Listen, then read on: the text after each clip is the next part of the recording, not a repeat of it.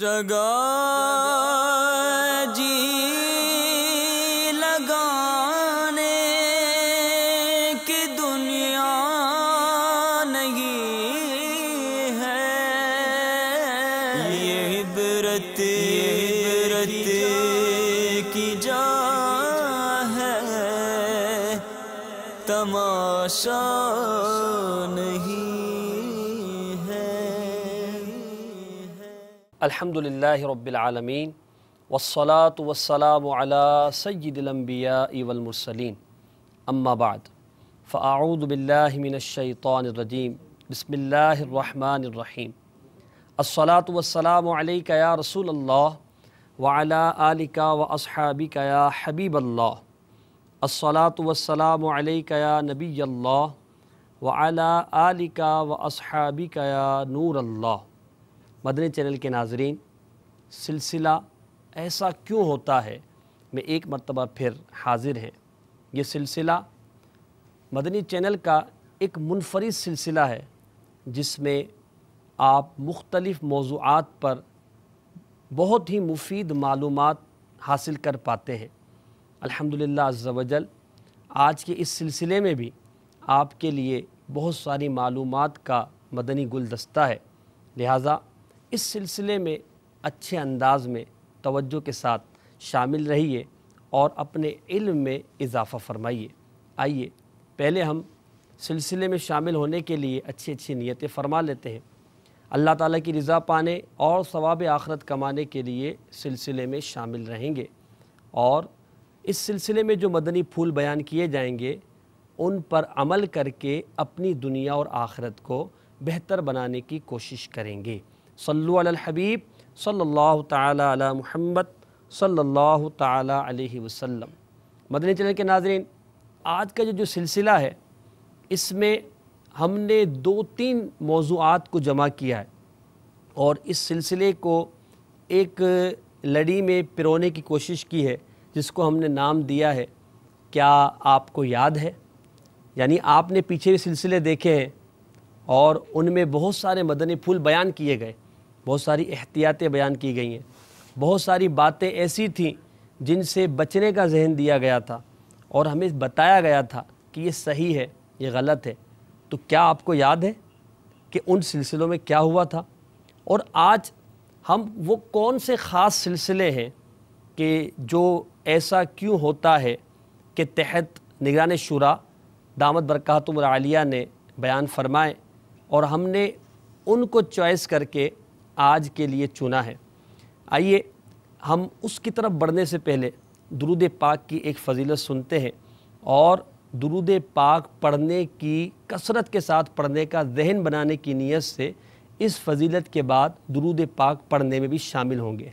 چنانچہ حدیث پاک میں ہے، حضرت ابو ہریرہ رضی اللہ تعالی عنہ روایت کرتے ہیں، نبی کریم رؤوف الرحیم صلی اللہ تعالی علیہ وآلہ وسلم نے ارشاد فرمایا، یہ حدیث پاک مشکات شریف کی ہے۔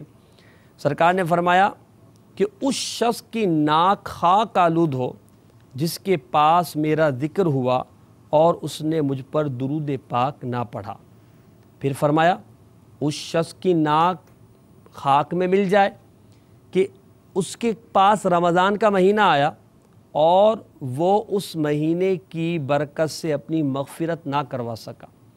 پھر فرمایا اس شخص کی ناک خاک آلود ہو جس نے اپنے والدین یا دونوں میں سے ایک کو بڑھاپے میں پایا اور ان کی خدمت کر کے اپنے لیے جنت کا سامان نہ کیا۔ اس حدیث پاک میں جہاں رمضان شریف کی اہمیت، والدین کی خدمت کی اہمیت بیان کی گئی ہے، وہیں اس حدیث پاک میں درود پاک پڑھنے کی بھی اہمیت بیان کی گئی ہے کہ سرکار علیہ الصلوۃ والسلام کا نام نامی اسم گرامی آئے اور امتی سرکار پر درود نہ پڑھے، یہ کیسے ہو سکتا ہے؟ عشق و محبت رکھنے والا یقیناً نام محمد سن کر درود پاک پڑھے گا۔ سرکار علیہ الصلوۃ والسلام نے دیگر احادیث میں درود پاک کی بہت ہی فضیلتیں بیان فرمائی۔ چنانچہ ایک روایت میں ارشاد فرمایا، بندہ جب تک مجھ پر درود پڑھتا رہتا ہے اللہ تعالیٰ کے فرشتے اس پر رحمت نازل کرتے رہتے ہیں۔ تو آئیے محبت سے درود پاک پڑھیے۔ اللہم صلی علی محمد وبارک وسلم صلاۃ و سلاما علیک یا سیدی یا حبیبی یا مکی یا مدنی یا عربی یا قرشی یا رسول اللہ۔ ایک بہت ہی پیاری اور دل کو مہکا دینے والی حدیث پاک سناتا ہوں، جس میں ہمارے لیے بہت سارے مدنی پھول ہیں۔ یہ حدیث پاک آپ بڑی غور سے سنیے، بخاری شریف کی حدیث ہے اور بڑی ایمان افروز ہے۔ اس حدیث پاک کو سننے کے بعد انشاءاللہ عز و جل ہمیں بہت کچھ سیکھنے کو ملے گا۔ چنانچہ حضرت سیدنا ابو ہریرہ رضی اللہ تعالی عنہ روایت کرتے ہیں کہ اللہ کے رسول مقبول بی بی آمنہ کے چمن کے مہکتے پھول صلی اللہ تعالی علیہ وآلہ وسلم نے ارشاد فرمایا، بنی اسرائیل میں ایک آدمی تھا، اس نے ایک آدمی سے 1000 دینار بطور قرض لیے، 1000 دینار قرض کے طور پر لیے۔ تو جس سے قرض مانگا گیا اس نے کہا کہ تم کوئی گواہ پیش کرو کہ جو تم قرض لے رہے ہو تو کوئی گواہ بھی تو ہونا چاہیے، میں تو تمہیں جانتا نہیں ہوں۔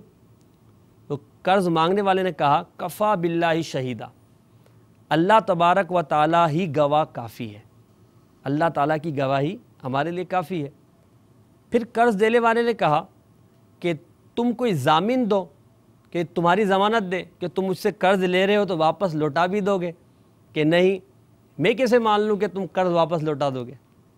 تو پھر قرض مانگنے والے نے کہا کفا باللہ کفیلا، یعنی اللہ تعالیٰ کی ضمانت ہی کافی ہے۔ تو اب قرض دینے والے نے کہا کہ تم بالکل سچ کہتے ہو، اور پھر اس نے ایک مدت کے لیے 1000 دینار اسے بطور قرض دے دیے۔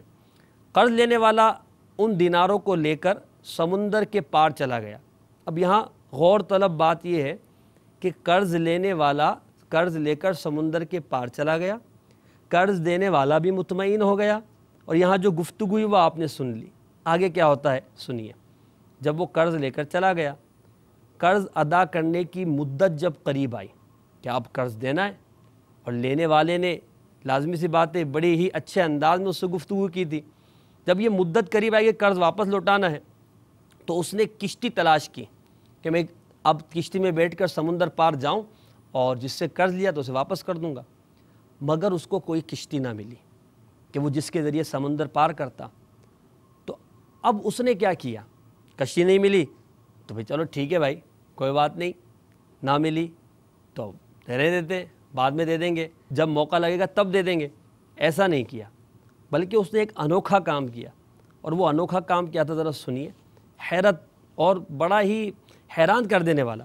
اس نے کیا کیا، ایک لکڑی میں سوراخ کیا اور سوراخ کر کے اس میں وہ دینار ڈال دیے، اور اس میں ایک خط بھی تحریر کر دیا، اور کیل ٹھوک کر اس لکڑی کو اوپر سے بند کر دیا تاکہ اندر پانی وغیرہ سوراخ میں نہ جا سکے، اور اس لکڑی کو سمندر کے کنارے پر آ کر یہ کہہ کر سمندر کے اندر ڈال دیا۔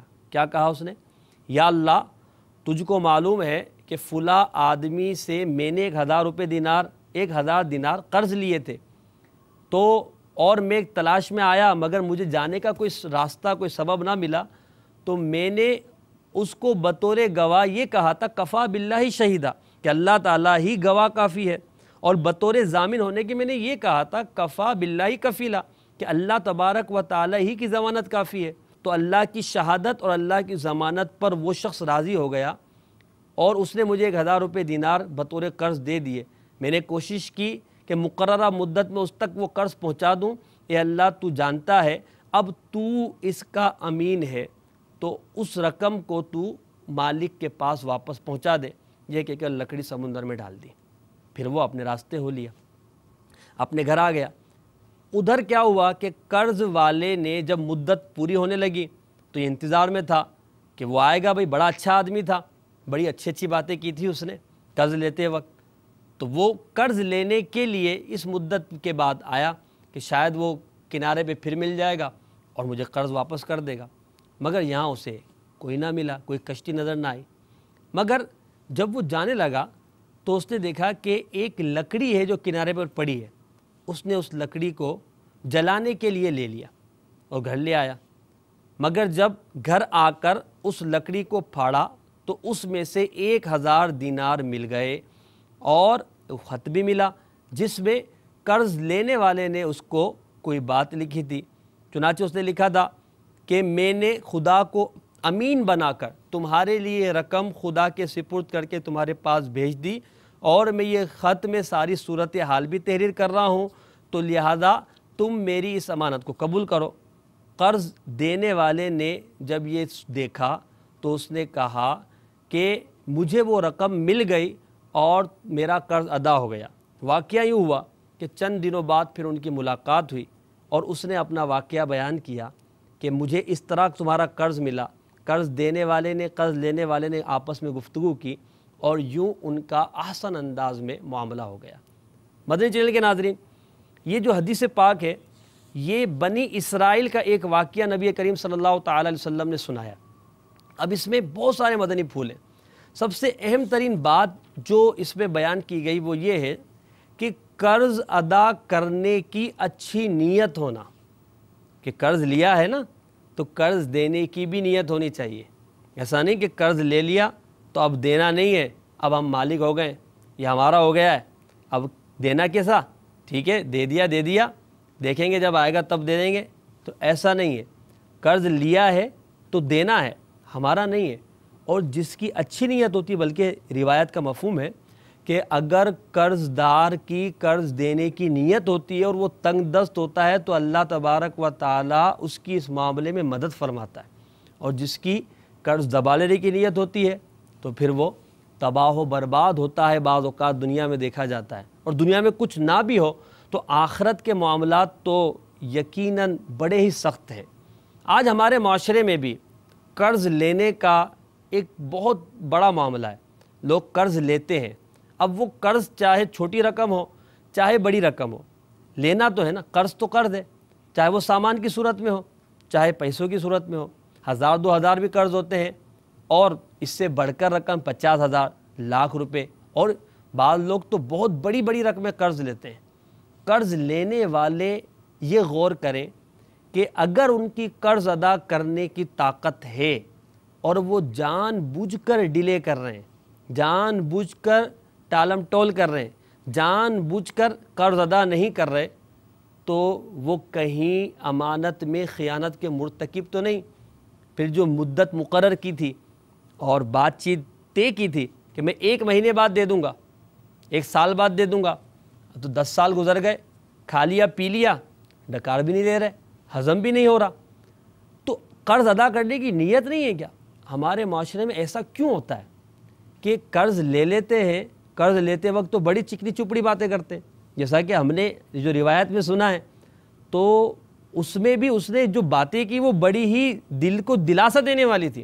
کفا باللہ شہیدہ، اللہ تعالیٰ ہی گواہ کافی ہے، کفا باللہ کفیلا، اللہ تبارک و تعالیٰ ہی ضامن ہونے کے اعتبار سے کافی ہے۔ یہ بڑی دلاسا دینے والی باتیں تھی۔ اگر ہم اپنے دور پر غور کریں تو ہمارے دور میں بھی قرض لینے والا بڑی ہی رونی صورت بنا کر اور بہت ہی دلاسے دے کر اور بڑی ہی جو ہے میٹھے انداز میں گفتگو کر کے قرض تو لے لیتا ہے، اور ہاں میں لوٹا دوں گا، اتنے دن میں لوٹا دوں گا، اتنے دن میں لوٹا دوں گا، میری بات کا یقین کرو۔ اور جب قرض لوٹانے کی باری آتی ہے تو قرض واپس لوٹانے کا ذہن نہیں بنتا۔ آخر ایسا کیوں ہے؟ کہیں اس کی وجہ یہ تو نہیں کہ ہمارے دل میں لالچ ہے، کہیں ہم دھوکے کے عادی تو نہیں بن گئے، کہیں ہم مال کی محبت میں گرفتار تو نہیں ہو گئے؟ تو ہمیں اس حدیث پاک سے، بنی اسرائیل کے اس واقعے سے اپنے لیے مدنی پھول لینے چاہیے، اور قرض اگر ہم نے لیا ہے تو اس قرض کی ادائیگی میں جلدی کرنا چاہیے، ٹالم ٹول نہیں کرنی چاہیے۔ جہاں یہ پتہ چلا کہ قرض لینے والے کا یہ معاملہ ہونا چاہیے، تو قرض دینے والا بھی تو کتنا اچھا تھا کہ اس نے کتنا اعتبار کیا کہ ایک انجان شخص کو فقط اس کے اس کہنے پر کہ اللہ تعالیٰ گواہ کافی ہے، فقط اس کہنے پر کہ اللہ تعالیٰ ہمارا ضامن کافی ہے، اس نے قرض دے دیا، اور اس کی نیت اچھی تھی، اس نے کامل بھروسہ اللہ تعالیٰ پر کیا تھا، اور کامل بھروسہ کر کے نیک نیتی کے ساتھ اس مسلمان کی مدد کی تھی، تو اللہ تبارک و تعالیٰ نے کتنے اچھے انداز میں اس کے قرض کے لوٹنے کا سبب بنایا۔ بظاہر یہ بات سمجھ میں نہیں آتی، اور علماء نے یہ لکھا ہے کہ یہ جو واقعہ ہے نا یہ بنی اسرائیل کے ان دونوں نیک افراد کی کرامات میں سے بھی شمار کیا جا سکتا ہے، کیونکہ آپ سمجھ سکتے ہیں کہ لکڑی کے اندر دینار وغیرہ بھر کر اور پھر سمندر کے سپرد کر دینا، وہاں سے اس کا بھیجنا اور یہاں پر اسے بالکل صحیح انداز میں مل جانا، یہ اسے علماء نے کرامت کے زمرے میں بھی شامل کیا ہے۔ اگرچہ چلے ہم اسے کرامت سمجھ لیتے ہیں، مگر ہم اتنی زحمت تو کر سکتے ہیں نا کہ جو ہم نے وعدہ کیا ہے وہ وعدہ ہی پورا کر لیں۔ ہاں ہم تو لاکھوں روپے لے لیتے ہیں، لاکھوں روپے لے لیتے ہیں اور پھر اس شخص کو بجائے قرض دینے کے، اس کا احسان ماننے کے، اس کا شکریہ ادا کرنے کے اسے آنکھیں دکھاتے ہیں۔ ابے بھائی کیا ہے، کیوں پیسے مانگ رہے ہو؟ ہاں بھائی جب آ جائیں گے تب دے دوں گا، تمہیں کھا توڑی گیا ہوں، مجھ پر اعتبار نہیں ہے، مارکیٹ میں تو بیٹھا ہوں، کوئی چھوڑ کر تو نہیں چلا گیا، یہی تو دکان ہے میری، کیا ہو گیا تمہیں، کیوں روز روز آ جاتے ہو؟ اس طرح کی گفتگو کر کے قرض دینے والے نے، جس نے احسان کیا ہے، اس کی دل آزاری کا سبب بھی بنتے ہیں۔ اور بعض اوقات تو دھوکہ دہی کا معاملہ بھی ہوتا ہے، اور وہ اس طرح کہ بڑے ہی چمکیلے کپڑے پہن کر، بڑی ہی ٹپ ٹاپ کے ساتھ کار میں آتے ہیں، اپنے کاروبار کی، جھوٹے کاروبار کی نمائش کروا کر قرض لیتے ہیں، کاروبار میں پیسے لوگوں کے جو ہے بطور قرض شامل کرتے ہیں، اور پھر وہ سارا جو ہے بوریا بسترا باندھ کر جب اچھی خاصی رقم جمع ہو جاتی ہے تو مارکیٹ سے غائب ہو جاتے ہیں۔ چلے دنیا میں کوئی نہیں دیکھ رہا، اللہ تبارک و تعالی تو حساب لینے کو کافی ہے نا۔ ہم اللہ تبارک و تعالی سے تو نہیں چھپ سکتے، کسی عام انسان کو تو دھوکہ دے دیں گے، اور ایسا ہم کیوں کر رہے ہیں؟ کیا یہ مال جو ہم نے لاکھ 2 لاکھ 10 لاکھ کروڑ 2 کروڑ نہیں، چلیں ارب کما لیا ہے کسی سے دھوکہ دے کر، تو کیا یہ ہماری ساری زندگی کے لیے ہمیں راحت دے دے گا؟ چلے بھئی ٹھیک ہے، آپ کہیں گے ہاں دنیا میں راحت ہو گئی، کیا یہ قبر میں ساتھ جائے گا؟ کیا قبر میں ہمیں عذاب سے بچا سکے گا؟ کیا ہماری قبر میں وسعت کا سبب بنے گا؟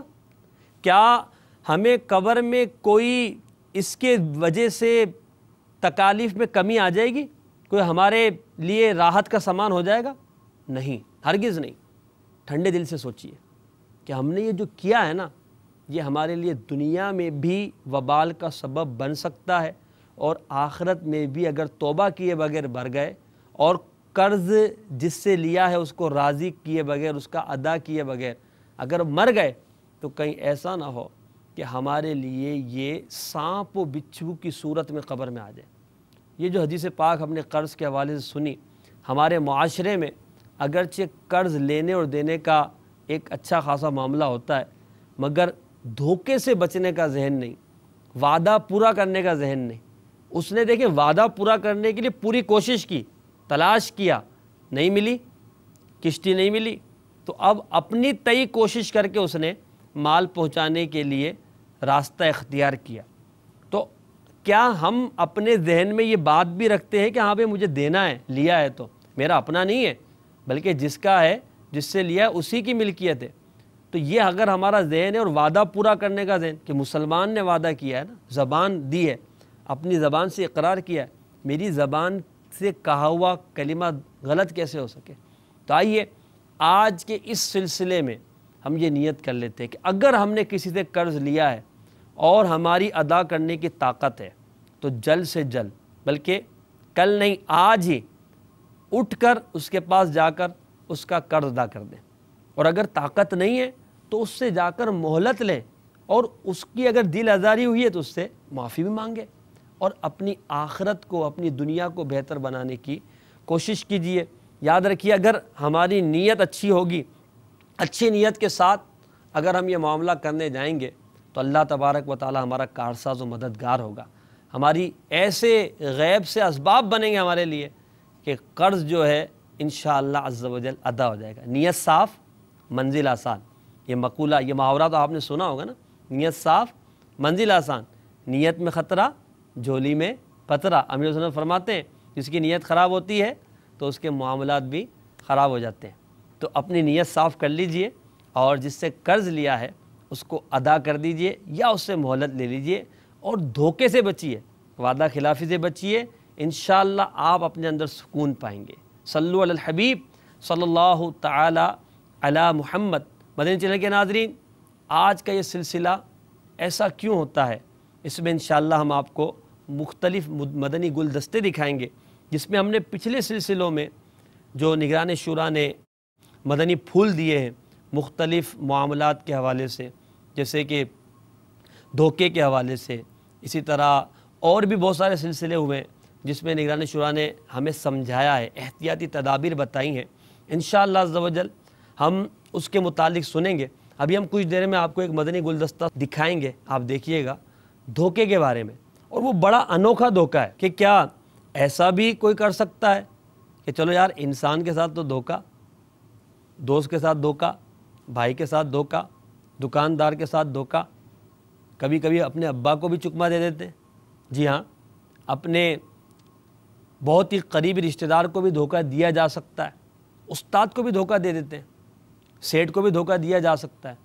مگر جس دھوکے کے بارے میں ہم آپ کو بتانے جا رہے ہیں اور جو مدنی گلدستہ آپ کو دکھا رہے ہیں، آپ دیکھیں گے تو آپ کو حیرت ہوگی کہ دیکھیں کہ ایسے بھی لوگ ہیں کہ جو اس طرح کا بھی دھوکا دیتے ہیں۔ تو آئیے ہم اس مدنی گلدستے کی طرف چلتے ہیں اور دیکھتے ہیں آخر یہ دھوکا کیسا دھوکا ہے۔ صلو علی الحبیب صلی اللہ تعالی علی محمد صلی اللہ علیہ وآلہ وسلم۔ دنیا کی محبت ہر برائی کی جڑ ہے کہ مارکیٹ تو مارکیٹ، بازار تو بازار، دھوکہ دینے والوں نے مسجد کے اندر آ کر بھی دھوکے دیے، مسجد کی کمیٹی کو چونا لگایا، ایسے دھوکے دیتے ہیں اور ایسا عجیب انداز اختیار کرتے ہیں۔ یہاں مسجد کے اندر ہمارے پاس ایک آدمی آیا کمیٹی والوں کے پاس، اور اس کا جو تھوڑا سا جو فرج خراب تھا، کہیں کہیں سے ماربل جو نکل رہا تھا، کہنے لگا کہ ہماری طرف سے رگڑائی ہو جائے گی، ہم اپنی رگڑائی یہاں کروا دیتے ہیں۔ کمیٹی والوں نے بولا ٹھیک ہے، اگر آپ رگڑائی کراتے ہیں تو کروا دیں۔ تو ان لوگوں نے کیا کیا کہ دوسرے دن جو ہے 2 مشینیں لا کے یہاں پر چھوڑ دیں اور رگڑائی پہ بندے لگا دیے۔ ایک دن رگڑائی کی، دوسرے دن اس آدمی نے کمیٹی والوں سے کہا کہ آپ ایسا کریں کہ پالش آپ کی طرف سے ہوگی، لہذا پالش کے آپ پیسے دے دیں۔ تو وہ پالش کے پیسے اس کو دے دیے کمیٹی والوں نے، چلو یہ مشینیں تو یہاں چلا رہے ہیں تو پالش لے کے آ جائیں۔ وہ پالش لے کے لیے چلا گیا۔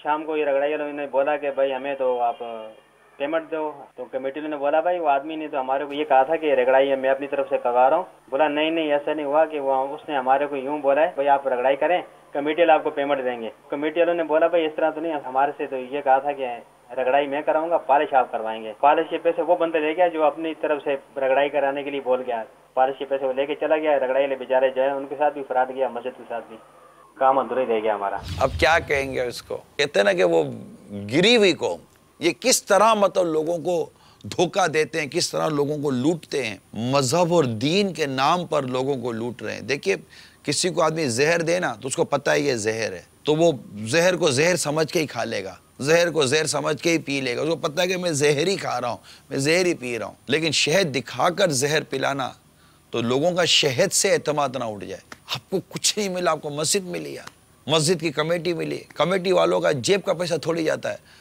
آپ اللہ کے نام پر اللہ کے گھر کے لیے جو چندہ دیا گیا وہ لوٹ کر چلے گئے، اور آپ کیا سمجھتے ہیں کہ اب یہ لوٹ کر کوئی خوشحال ہو جائیں گے؟ آپ سوچئے تو صحیح، آپ کا بنے گا کیا؟ یہ روپیہ جو آپ نے لے لیا دھوکے سے، جو بھی دھوکہ باز اس وقت ہمارے ساتھ مدنی چینل پر ہے، دھوکہ دیتے ہیں، ملاوٹ کرتے ہیں، فریب کرتے ہیں، جو خیانت کرتے، جو مطلب اس طرح کے لوگوں کو کرتے ہیں، یہ فراڈ یہ قسم کے جو لوگ ہیں، یہ سب کے سب توجہ کریں۔ یہ پیسہ جو آپ نے لے لیا، ڈنڈی مار کر لے لیا، جو بھی کر کے لے لیا، لوگوں کو دھوکہ دے دیا، اتنا میٹر تھا اتنا میٹر پہنا دیا، اتنا وزن لکھا تھا اتنے وزن میں پہنا دیا، اتنا مطلب کہ وہ آئٹم تھی وہ آئٹم میں آپ نے پہنا دیا، یہ سب آپ نے کر دیا، کرنا تھا جو کر لیا۔ اب کیا، پیسے آ گئے، کھا بھی لیا، خرچ بھی کر دیا، گھر بھی لے لیا، کار بھی لے لی، بیوی کا سونا بھی بنا دیا، بچوں کی تعلیم بھی ہو گئی، عزت بھی مل گئی، پیسہ کہاں ہے وہ والا؟ ختم ہو گیا؟ نہیں، باقی ہے، وہ اپنی جگہ کھڑا ہوا ہے، جو آپ نے دھوکہ دے کر لیا نا اپنی جگہ کھڑا ہوا۔ آپ ابھی توبہ بھی کر لو نا، وہ پیسہ اپنی جگہ کھڑا ہوا ہے، وہ جس کا ہے، جس کا دھوکہ دے کر لیا ہے، اس کے بارے میں آپ کو غور کرنا پڑے گا، وہ آپ کا نہیں تھا، آپ نے لوٹا ہے، آپ نے دھوکہ دیا ہے، آپ نے فریب کیا ہے، چیٹنگ کی آپ نے، یو آر اے چیٹر، آپ چیٹر ہیں، اب دھوکے باز ہیں. جھٹکا لگ رہا آپ کو. آپ نے کتنے جھٹکے دیے لوگوں کو. گھروں پہ جا کر جب اسے کپڑا کھولا تو کپڑا خراب, اناج کھولا تو اناج خراب, گھی نکالا تو گھی خراب, تیل نکالا تو تیل خراب, مسالہ نکالے تو مسالے خراب, مشین کھولی تو مشین خراب, یہ کھولا تو یہ خراب, وہ کھولا تو وہ خراب, اسٹیکر آ جائے تو نیچے کچھ اور لکھا, اوپر آپ نے اسٹیکر لگا دیا, یہ سب خراب. اتنے جھٹکے آپ نے لوگوں کو دیے. آج میں نے مدنی چینل پر بیٹھ کر آپ کو کہا او دھوکے باز, اور آپ کو جھٹکا لگ رہا ہے کہ یہ میرے کو تو نہیں بولا. کیوں؟ چور کی داڑھی میں تنکا. کل قیامت کے روز اگر کہا گیا او دھوکے باز, تو سب کے سامنے کھڑا کر دیا گیا کہ دھوکے باز کو تو ایک جھنڈا دیا جائے گا, جھنڈا لگایا جائے گا, دھوکے کا جھنڈا, اور اس سے لوگ پہچانے گئے یہ دھوکے باز ہے. اب آپ غور کیجئے, دھوکہ دینے والوں کیا بنے گا آپ کا. اگر آپ گلی کوچے میں مشہور ہو جائیں نا, محلے میں مشہور ہو جائیں, یہ دھوکے باز ہے, محلے میں رہنا مشکل ہو جائے. مارکیٹ میں مشہور ہو جائے, دھوکے باز ہے, مارکیٹ میں رہنا مشکل ہو جائے. وہ قیامت کی نشانی, فتنوں کے دور کی وہ علامت یاد آ رہی ہے جو آقا صلی اللہ علیہ وسلم نے فرمایا کہ وہ لوگ باتیں کریں گے, وہ نہیں فلاں جگہ فلاں قبیلے میں ایماندار آدمی, یعنی ایماندار آدمی ایسا ہو جائے گا کہ کہیں کوئی ایک پتہ چلے گا ایماندار کا چرچا ہو, یار وہ ایماندار آدمی, یعنی ایمانداری اتنی کم ہو جائے گی. مدنی چینل کے ناظرین, یہ دیکھا آپ نے, ایسا بھی دھوکہ ہوتا ہے. نگران شورا نے فرمایا نا کہ چلو یہاں دھوکہ دیا, وہاں دھوکہ دیا, یار مسجد کو بھی نہ چھوڑا. یعنی دین کے نام پر بھی دھوکہ آج کل لوگ دے رہے ہیں. تو جو ایسے ہیں, دیکھیں سارے ایسے نہیں ہیں نا, اس کا یہ مقصد بھی نہیں کہ معاذ اللہ عز و جل جو مسجدوں کی خدمتیں کر رہے ہیں یا جو دینی اداروں کو چلا رہے ہیں, ان میں ایسے لوگ سارے ہی ایسے ہوتے ہیں, سارے ایسے نہیں ہوتے. بعض ایسے خراب لوگ, دھوکہ دینے والے شامل ہو جاتے ہیں جو ان کو بھی بدنام کرتے ہیں اور اس طرح لوگوں کے دل آزاریوں کا سبب بنتے ہیں. ان لوگوں کی ہمیں پہچان پیدا کرنی چاہیے. اس میں ایک مدنی پھول یہ بھی ہے کہ ہمیں ہر ایک پر اعتماد نہیں کرنا چاہیے کہ جو آیا اس پر اعتماد کر لیا, جو آیا اس کو اس کی بات میں ہم نے اسے قبول کر لیا کہ ہاں بھئی ٹھیک ہے یہ صحیح کہہ رہا ہے یار, ہاں یہ بڑے اچھے کپڑے پہن کر آیا تھا, ہاں یار اس کی دکان بھی ہے, ہاں اس کے پاس مال بھی بہت سارا ہے, ہاں یار لگ تو ظاہری طور پہ اچھا رہا ہے. تو ہم نے اعتبار کر لیا اس پر, اعتبار کر کے ہم نے سارا اس کے حوالے کر دیا. کیا شرعی رہنمائی لی تھی کہ کیا مسجد کے متولی کو اس طرح مسجد کی رقم یا وقف کی رقم کسی کے حوالے کر دینا اور کوئی اعتبار بھی نہ ہو, کوئی ضامن بھی نہ ہو, کیا ایک شرعی رہنمائی لی تھی؟ میں آپ کو سوچنے کے لیے مدنی پھول دے رہا ہوں کہ سوچیں, اس پر بھی سوچیں. یہ خالی یہی نہیں بلکہ ہر معاملے میں اعتبار کسی پر کرنے کے لیے تھوڑا سا سوچیں, پہچان پیدا کریں. اگر جینے کی تمنا ہے تو کچھ پہچان پیدا کر کہ ضروری نہیں ہے کہ بظاہر اچھا لگنے والا, بظاہر خوبصورت نظر آنے والا, بظاہر با اعتماد نظر آنے والا واقعتاً با اعتماد ہو بھی. اس کے لیے ہمیں پہچان کرنا پڑے گی. اور یہ مدنی ماحول میں آنے جانے, دین کے ماحول سے وابستہ رہنے اور قرآن و سنت پر عمل کرنے کی برکت سے انشاءاللہ عز و جل یہ پہچان بھی ہمیں آ ہی جائے گی. شرعی معاملات میں بھی ہمیں انشاءاللہ عز و جل فائدہ ہوگا. مگر ہے بڑی حیرت والی بات کہ یار مسجد کو بھی نہ چھوڑا. ہم کہتے ہیں نا کہ وہ کسی کا اگر چپل چوری ہو جائیں, یہ تو بڑا عجیب و غریب معاملہ ہے. چپل چلے جاتے ہیں, مسجدوں سے موبائل چلے جاتے ہیں لوگوں کے, نماز پڑھ رہے ہوتے ہیں تو وہ سجدے میں گئے, اوپر والی جیب میں موبائل ہوتا ہے, سجدے میں گیا.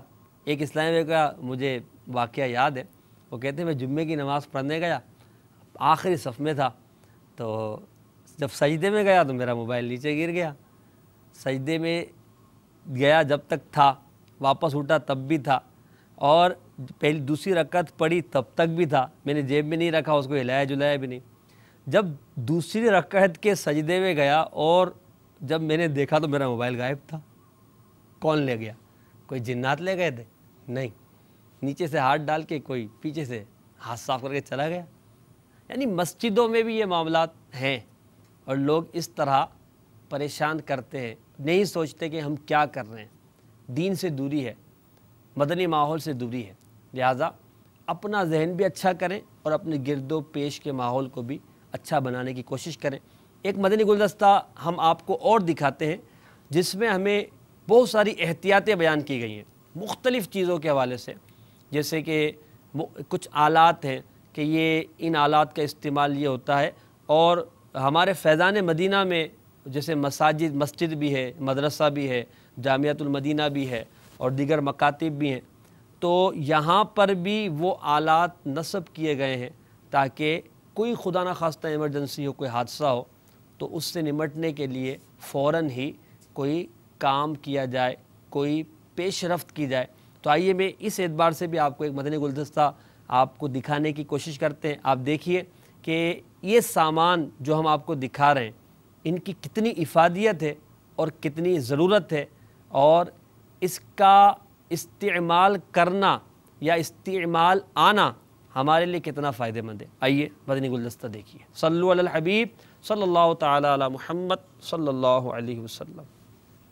آگ بجھانے کے یہ جو سلنڈر ہیں لال کلر کے جو آپ دیکھتے ہیں، یہ بھی ایک طرح کے نہیں ہیں۔ یہ آگ بجھانے کی وہ تمام چیزیں جو بنیادی طور پہ ہمارے پاس فیکٹری میں، اس میں کچھ چیزیں گھروں میں ہر وقت موجود ہونی چاہیے، جن میں سے سب سے پہلے یہ سلنڈر ہے، آگ بجھانے کا آلہ جسے کہا جاتا ہے، فائر ایکسٹنگوشر، اس کا موجود ہونا سب سے زیادہ ضروری اور اہم ہے۔ اس میں 3-4 طرح کی اقسام آتی ہیں، جس میں سے یہ پاؤڈر والا جو ہے یہ ہر طرح کی آگ کے لیے استعمال ہوتا ہے۔ ان کیس آف ایمرجنسی یہ بندے اگر آگ کی لپیٹ میں آ جائے تو ہم اس کے اوپر لپیٹ دیتے ہیں اس کو، یا کوئی بھی چیز اگر آگ پکڑ لیتی ہے اس کو اس کے اوپر ڈال دیا جاتا ہے۔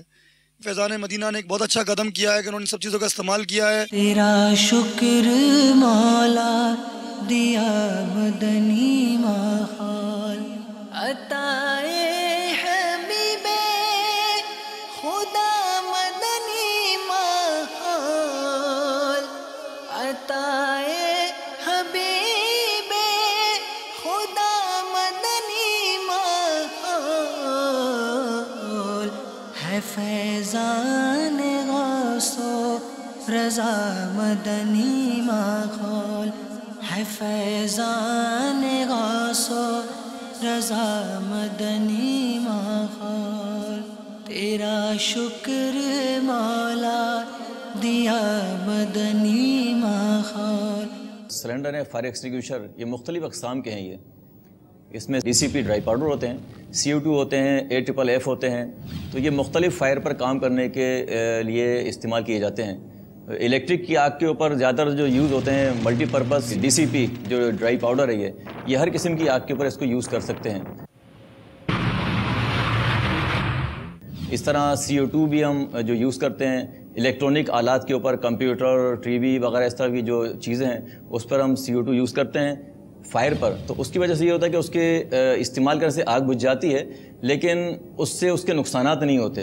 DCP جو ڈرائی پاؤڈر ہے اس سے بھی آگ بجھ جاتی ہے، لیکن پورے اس آلات کو، اس مشینری کو بالکل پاؤڈر وائٹ کر دیتا ہے، کہ جس کی وجہ سے دوبارہ وہ استعمال کے قابل نہیں رہتا۔ اور ایک تیسرا سلنڈر جو AFFF، وہ فوم ٹائپ ہے، وہ کیمیکل، پیٹرول اور اس طرح کی آگ پر اس کو استعمال کیا جاتا ہے۔ تھنر، پیٹرول، اسپلٹ، ان تمام لائٹ فیولز کے علاوہ ہر آگ کو آپ پانی سے بجھا سکتے ہیں، لیکن الیکٹرک کی آگ کو آپ پانی سے نہیں بجھا سکتے۔ اگر ہم کسی پانی کو یوز کریں گے تو وہ اس پانی کی وجہ سے آگ مزید بڑھتی ہے، جہاں جہاں وہ آئل یا جو ڈیزل یا جو بھی فیول ہے وہ پھیلتا جائے گا، پانی کے ساتھ اس آگ کو بڑھاتے جائے گا اور آگ مزید بڑھتی جائے گی اور مزید نقصانات کرتی جائے گی۔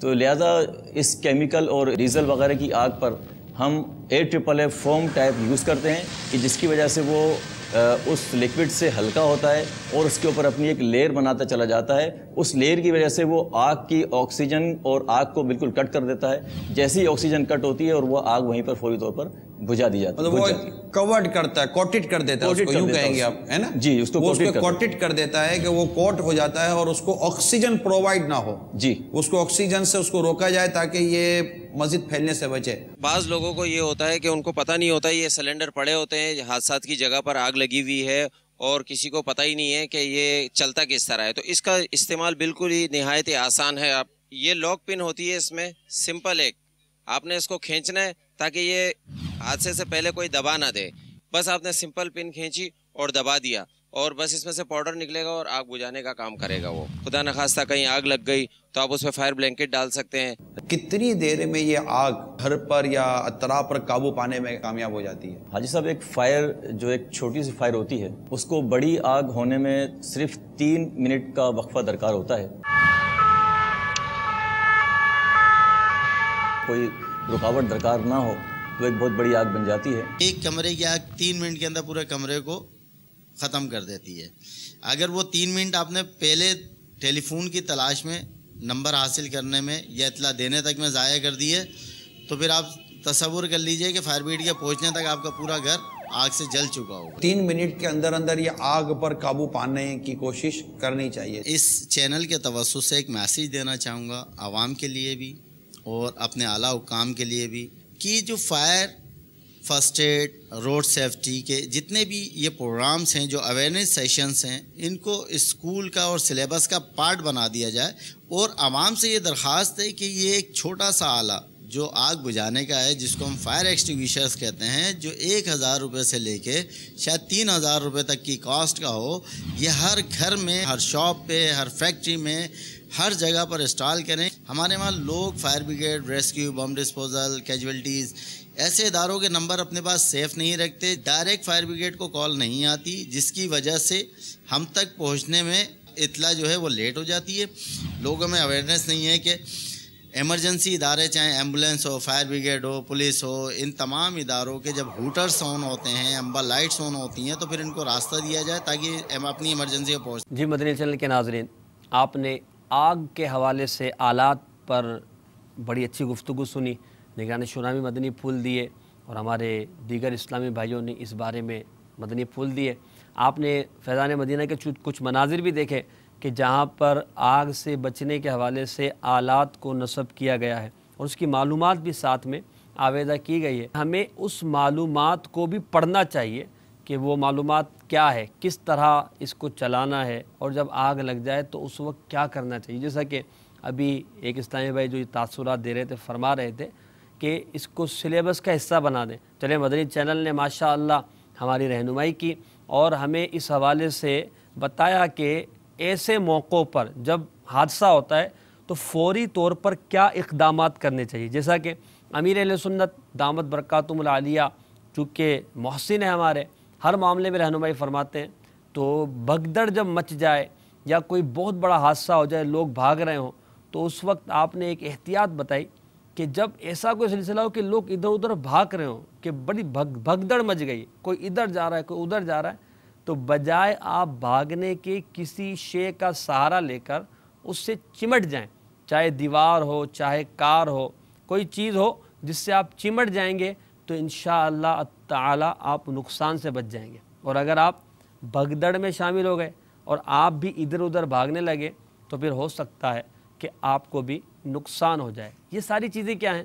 احتیاط ہیں, جسے کہتے ہیں حفظ ما تقدم کے تحت سمجھنے کے لیے, یعنی پہلے سے ہم سمجھ لیں گے تو انشاءاللہ عز و جل ہم اس میں خدا نہ خواستہ کبھی کسی حادثے کا شکار ہوں, اللہ نہ کرے ہوں, تو اس معاملے میں جو ہماری رہنمائی ہے اس پر ہم عمل کر کے اپنے آپ کو اور دیگر لوگوں کو بچا سکتے ہیں انشاءاللہ عز و جل.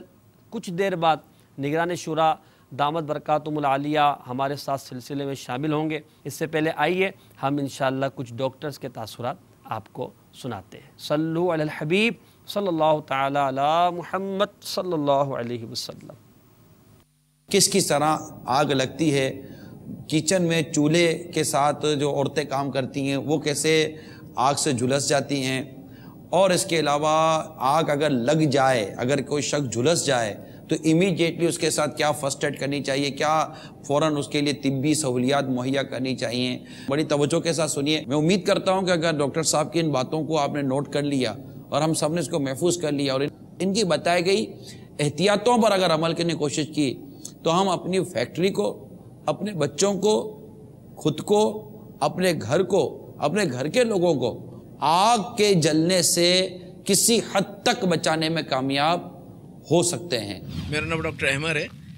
میں یہاں برن سینٹر سول ہاسپٹل میں انچارج کے فرائض انجام دیتا ہوں. جلے ہوئے 4 طرح کے ہوتے ہیں.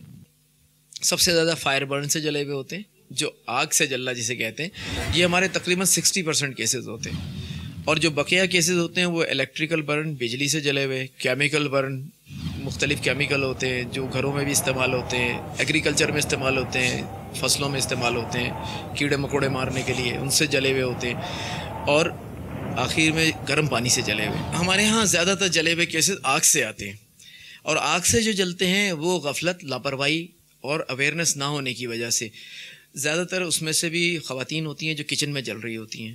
وہ کس لیے جلتی ہیں کہ دوپٹہ پہننے کا، کپڑوں کا اسٹائل عجیب سا ہوتا ہے، کپڑے اتنے ریشمی ہوتے ہیں، وہ اندر چلی جاتی ہیں، آگ بھڑک گئی، وہ اس کے قریب ہوتی ہیں، بعض مرتبہ وہ دوپٹے سے پتیلی اتار رہی ہوتی ہیں، وہیں پہ شعلہ ان کے دوپٹے میں لگتا ہے، پھر وہ دوپٹہ بجھاتے بجھاتے پورے کپڑوں میں آگ لگا لیتی ہیں۔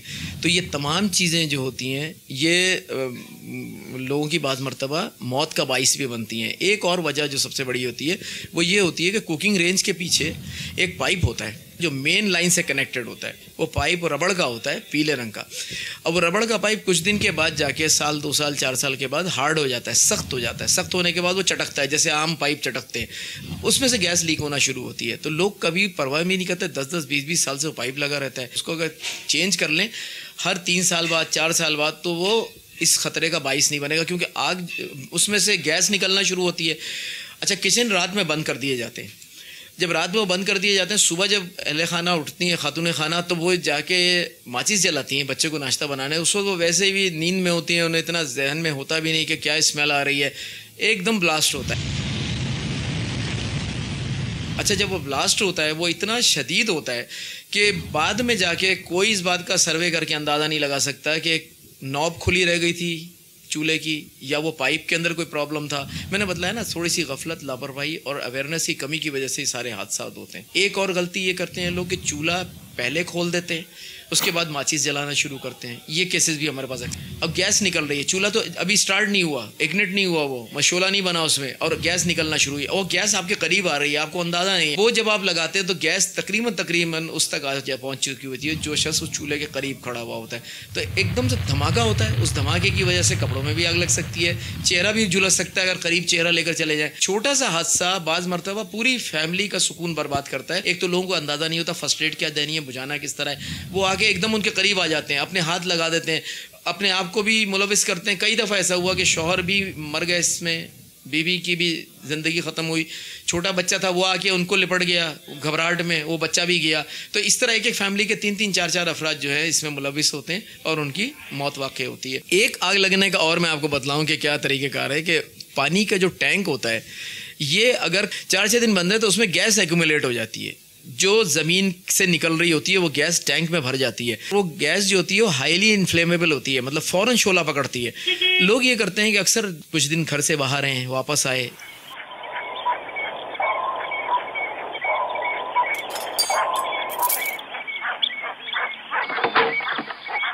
رات کو آنے کے بعد گھر میں ٹینک کا پانی دیکھتے ہیں موٹر چلانے سے پہلے،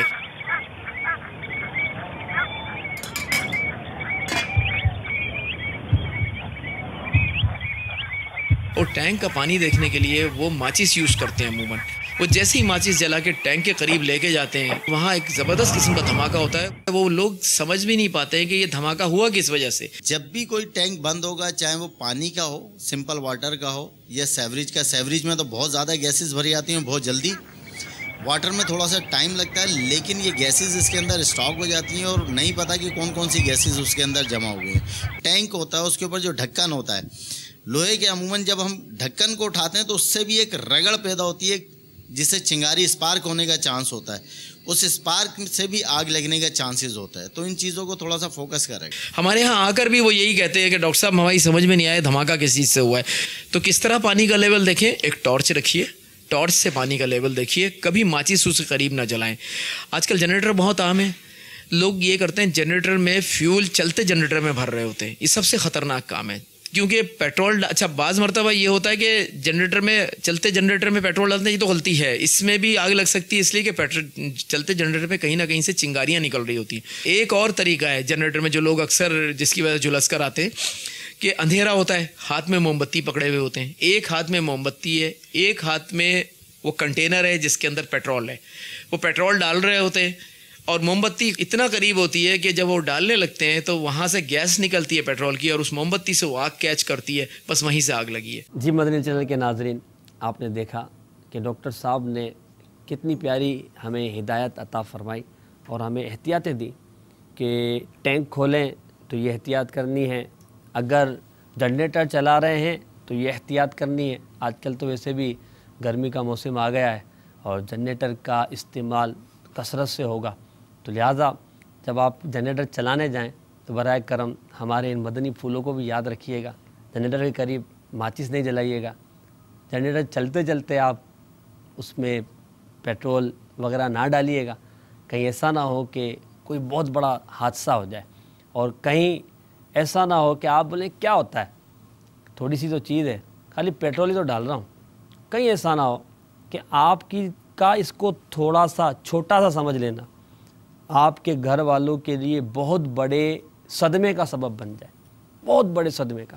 جی ہاں، ہم یہی سمجھتے ہیں یار معمولی سی تو ہے، چھوٹی سی تو ہے، ماچس بھی تو اتنی سی ہوتی ہے۔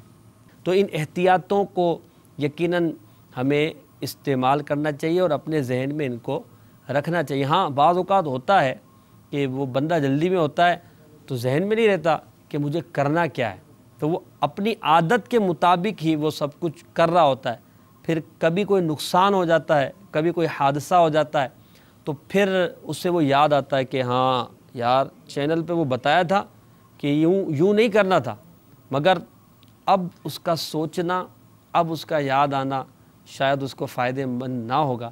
ہاں آئندہ شاید وہ اپنے گھر والوں کو وصیت کرے کہ بھائی میں نے سنا تھا، اس کے باوجود احتیاط نہیں کی تھی، آپ احتیاط کیجیے گا۔ اسی طرح انہوں نے جیسے کہا کہ اگر کسی کو آگ لگ گئی یا کوئی کسی حادثے کا شکار ہو گیا تو اب اس کو بچانے کے لیے اس سے لپٹ نہیں جانا چاہیے، اس کے قریب جا کر اس پر ہاتھ ماریں گے تو آپ اسے شاید بچانے کے چکر میں خود ہی اس کی لپیٹ میں آ جائیں گے۔ احتیاط کو اپنائیے، احتیاط کو اپنائیے، جس چیز کا آپ کو تجربہ ہونا وہی کام کیجیے، جس چیز کا تجربہ نہ ہو اس کام میں ہاتھ نہ ڈالیے، ورنہ کہیں ایسا نہ ہو ہم فائدے کے لیے کوئی کام کرنے جا رہے ہوں اور نہ تجربے کاری کی وجہ سے ہم نقصان اٹھا لیں، اور وہ نقصان ایسا ہو کہ پھر وہ ہمیں زندگی بھر یاد رہے۔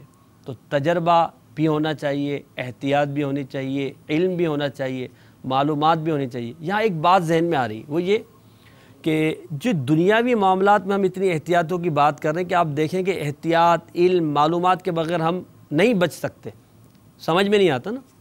تو دینی معلومات، دینی معاملات کو کیا بغیر جانے، بغیر سمجھے، بغیر ان کی احتیاطوں کو کیا علم حاصل کیے ہم دینی معاملات میں گفتگو کرتے رہتے ہیں، معاذ اللہ اپنی طرف سے باتیں کہتے ہیں کہ حدیث پاک میں یوں آیا ہے، اللہ تبارک و تعالیٰ نے یوں فرمایا، حالانکہ نہ وہ حدیث پاک ہوتی ہے نہ وہ اللہ تبارک و تعالیٰ کا فرمان ہوتا ہے۔ تو جہاں دنیاوی معاملات میں ہم احتیاط کا ذہن دے رہے ہیں، امیر اہل سنت دامت برکاتہم العالیہ اپنے مدنی مذاکروں میں ہمیں یہ بھی ذہن دیتے ہیں کہ دین کے بارے میں گفتگو کرنے سے پہلے سوچ لیجئے کہ آپ جو بات کہہ رہے ہیں، جس کو آپ یہ کہہ رہے ہیں کہ سرکار صلی اللہ تعالیٰ علیہ وسلم کا فرمان ہے، کیا واقعی سرکار کا فرمان ہے؟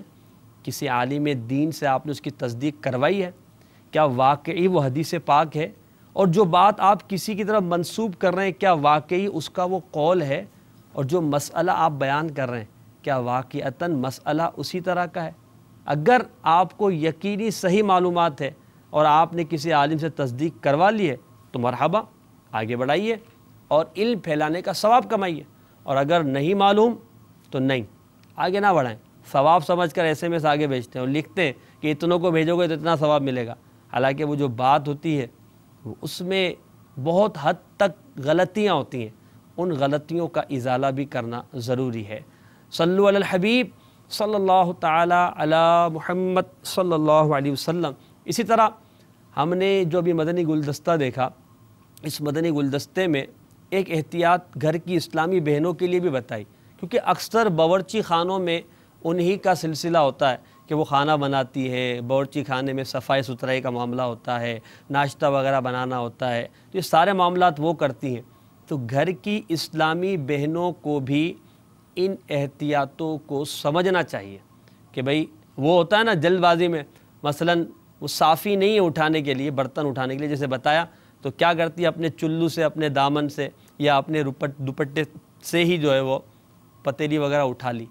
تو اب یہ کتنا خطرناک ہو سکتا ہے. بسا اوقات ایسا بھی ہوتا ہے کہ جس دوپٹے وغیرہ سے پتیلی وغیرہ اٹھا رہے ہیں تو وہ جو ہے چولہے کی ایک سلاخ وغیرہ میں یا کسی چیز میں اٹک جاتا ہے. جب وہ اٹکتا ہے تو اب اگرچہ آگ نہیں لگی مگر جیسے اٹکا جھٹکا لگا، جیسے یہ میرے ہاتھ میں پیالہ ہے نا، میں یہ اٹھا رہا ہوں تو اٹھاتے اٹھاتے ایک دم جھٹکا لگا، تو اب اس میں جو گرم چھ ہے وہ گرے گی.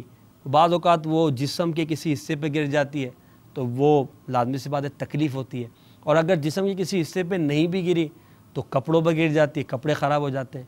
تو یہاں بھی احتیاط کیا جاتا ہے. اولاً تو جو کپڑے ہم نے پہنے ہیں اس سے کسی گرم چیز کو نہ اٹھائیں کہ نقصان کا اندیشہ ہے. ایسے کام میں کیوں ہاتھ ڈالیں کہ جس میں ہمیں پتہ ہے کہ نقصان ہو سکتا ہے. خود کردارا علاج نیست، خود کردارا علاج نیست، اپنے ہاتھوں کے کیے کا کوئی علاج نہیں. اعلیٰ حضرت رحمۃ اللہ تعالیٰ علیہ اس کی مثال یوں دیتے ہیں، اپنی دعا کے بارے میں فضائل کے تحت اس کا بیان کیا گیا کہ فرماتے ہیں کہ ایک شخص جو ہے وہ سر دیوار پر مارے جا رہا ہے، دیوار پہ سر مارے جاتا ہے اور پھر اللہ سے دعا کرتا ہے یا اللہ میرا سر نہ پھٹے، میرے سر سے خون نہ نکلے. میں سمجھانے کے لیے بتا رہا ہوں مفہوم. تو فرمایا کہ یہ جو ہے اس کی دعا بے جا ہے کہ اس کا سر کو سلامت رکھنا اس کے اپنے ہاتھ میں ہے نا، کہ یہ سر مارنا چھوڑ دے دیوار پر، اس کا سر بچ جائے گا. اب یہ کہتا ہے کہ سر بھی ماروں گا یعنی خطرہ بھی مول لوں گا، نقصان کو کے قریب بھی جاؤں گا اور میں نقصان سے بھی بچ جاؤں. تو ایسا نہیں ہوتا. جی مدنی چینل کے ناظرین کہ ہمارے درمیان الحمدللہ نگران شورا تشریف فرما ہے. ہم نگران شورا کی طرف چلتے ہیں. السلام علیکم ورحمۃ اللہ وبرکاتہ. جی نگران شورا سے میں یہ بھی ساتھ ساتھ عرض کروں گا کہ ہم نے 2 مدنی گلدستے، ایک آگ کے حوالے سے اور ایک دھوکے کے حوالے سے یہاں پر چلایا ہے. میں یہ سوال کروں گا کہ ان پر آپ کا سلسلہ کرنے کے کیا محرکات تھے، دھوکے کے بارے میں اور آگ کے بارے میں جو آپ نے یہ 2 سلسلے کیے، اس کے کیا محرکات تھے، کیا اسباب تھے، کیوں یہ سلسلے کیے آپ نے؟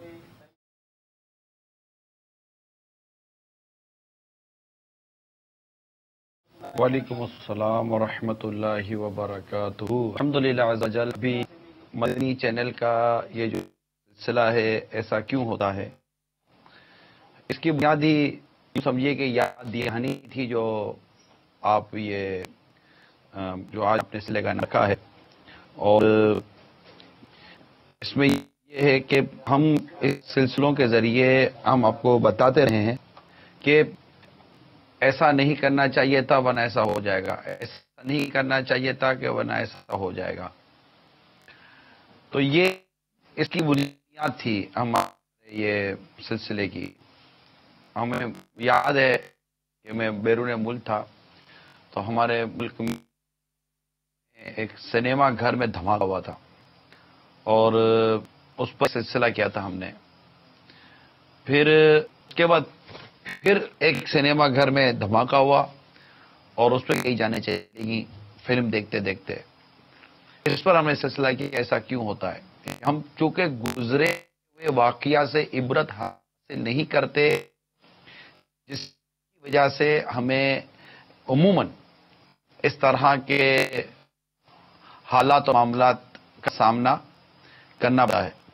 اگر ہم گزرے ہوئے واقعے سے عبرت حاصل کریں، جیسے عبرتناک خبریں مدنی چینل پہ دکھائی جاتی ہیں، اسی طرح ایسا کیوں ہوتا ہے یہ سلسلہ دکھایا جاتا ہے.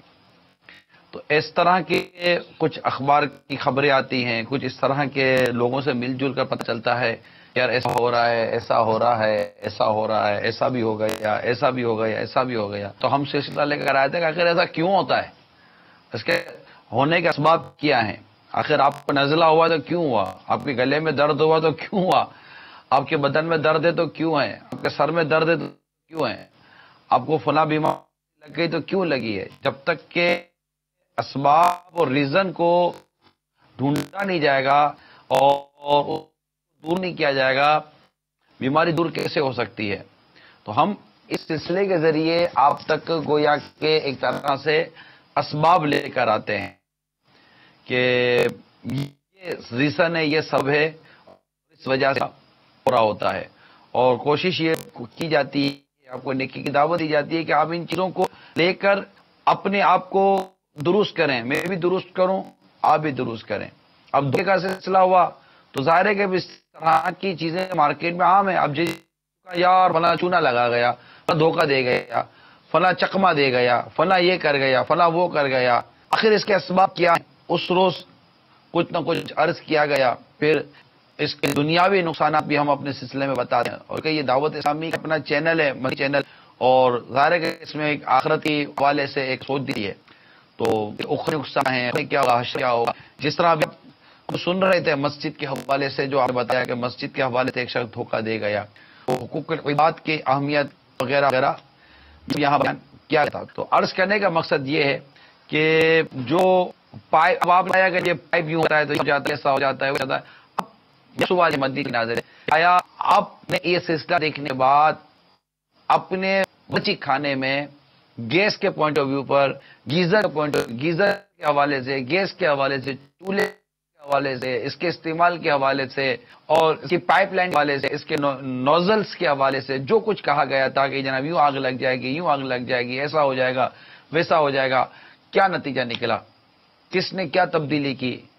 کون جا کر مطلب کہ درست کرنے کی کوشش کرتا ہے؟ تو عموماً ہمارے یہاں دیکھتے ہیں، دیکھنے کا اور سننے کا چلو مل جاتا ہے، چلو کو جذبہ یا کوئی وقت مل جاتا ہے، لیکن اس کو درست کرنے کے لیے نہ جانے کیوں ہماری سوچ بنتی نہیں. اور ہم جیسے تھے عموماً ویسے ہی رہتے ہیں. اگر ہمارا جنریٹر، ہمارا پیٹرول کا جنریٹر، ہمارا ڈیزل کا جنریٹر، ہمارا گیس کا جنریٹر، اگر ہمارے اوپر کسی گیزر کے پاس، حالانکہ گیزر پتہ ہے گیزر میں چولہا جل رہا ہے، گیزر میں آگ ہوتی ہے، وہ چولہا جلا کر گیزر پانی گرم کا ہوتا ہے، اور اس کے بالکل ساتھ اٹیچ ہی آپ نے مطلب کہ اپنا جنریٹر رکھا ہوا جو پیٹرول والا ہے، اس کے ساتھ ہی آپ نے پیٹرول کی بڑی بوتل بھر کے رکھی.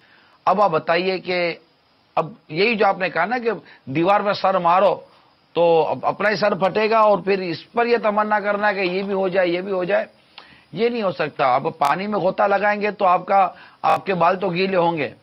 تو جو چیز درست کرنے کی ہم یہاں بیان کرتے گئے، بچنے کے حوالے سے بیان کرتے گئے کہ مطلب کہ آپ ٹھوک بجا کر کام کریں، پیسے کی لالچ میں جا کر آپ کسی کو کام کرنے کے لیے دیتے ہیں، وہ آپ کو چونا لگا دیتا ہے. ٹھیک ہے، میں مانتا ہوں کہ اعتماد کرنے کے سوا ہمارے یہاں چارہ عموماً نہیں ہوتا، اعتماد اپنی جگہ پر ہے، لیکن کوئی ٹھوک بجا کر دیکھنا تو ہے نا.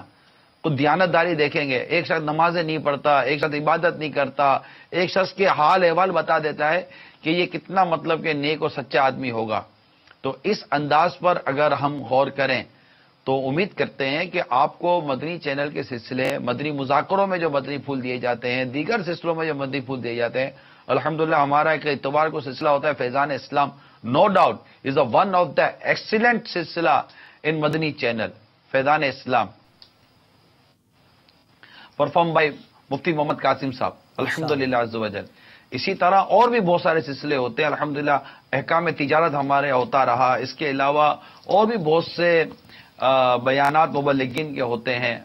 تو مدنی مذاکرے سب کو دیکھتے رہیں، اور ایک مدنی پھول کو اگر ہمارے مدنی چینل کے ناظرین امپلیمنٹ کرتے رہیں، اس کو عملی جامہ پہناتے رہیں، خواہ ہم اس بات کا تعلق آپ کی عبادات سے ہو، آپ کے عقائد سے ہو، آپ کے اعمال سے ہو، آپ کی احتیاط سے ہے، آپ کے کاروبار سے ہے، آپ کے گھر بار سے ہے، خواہ وہ قفل مدینہ کے نام پر ہے، خواہ وہ زبان کی احتیاط کے نام پر ہے، آنکھ کی احتیاط کے نام پر ہے، کھانے پینے کی احتیاط کے نام پر ہے، جو کچھ آپ کو بتایا جا رہا ہے. یعنی مجھے اگر یہ موقع ملے کہ جنہوں نے مدنی چینل پر بیان کیے گئے مدنی پھولوں پر عمل کیا، اگر وہ اسلامی بھائی ہمیں ملیں اور اسلامی بھائی ہمیں میل کریں، اسلامی بھائی ہمیں کال کریں، اور وہ ہم پورا سلسلہ شروع کریں نا کہ مدنی چینل سے بینیفٹس حاصل کرنے والے، مدنی چینل فوائد حاصل کرنے والوں کے لیے ایک سلسلہ ہو جائے. فور ایگزامپل میں ایک مثال دے رہا ہوں.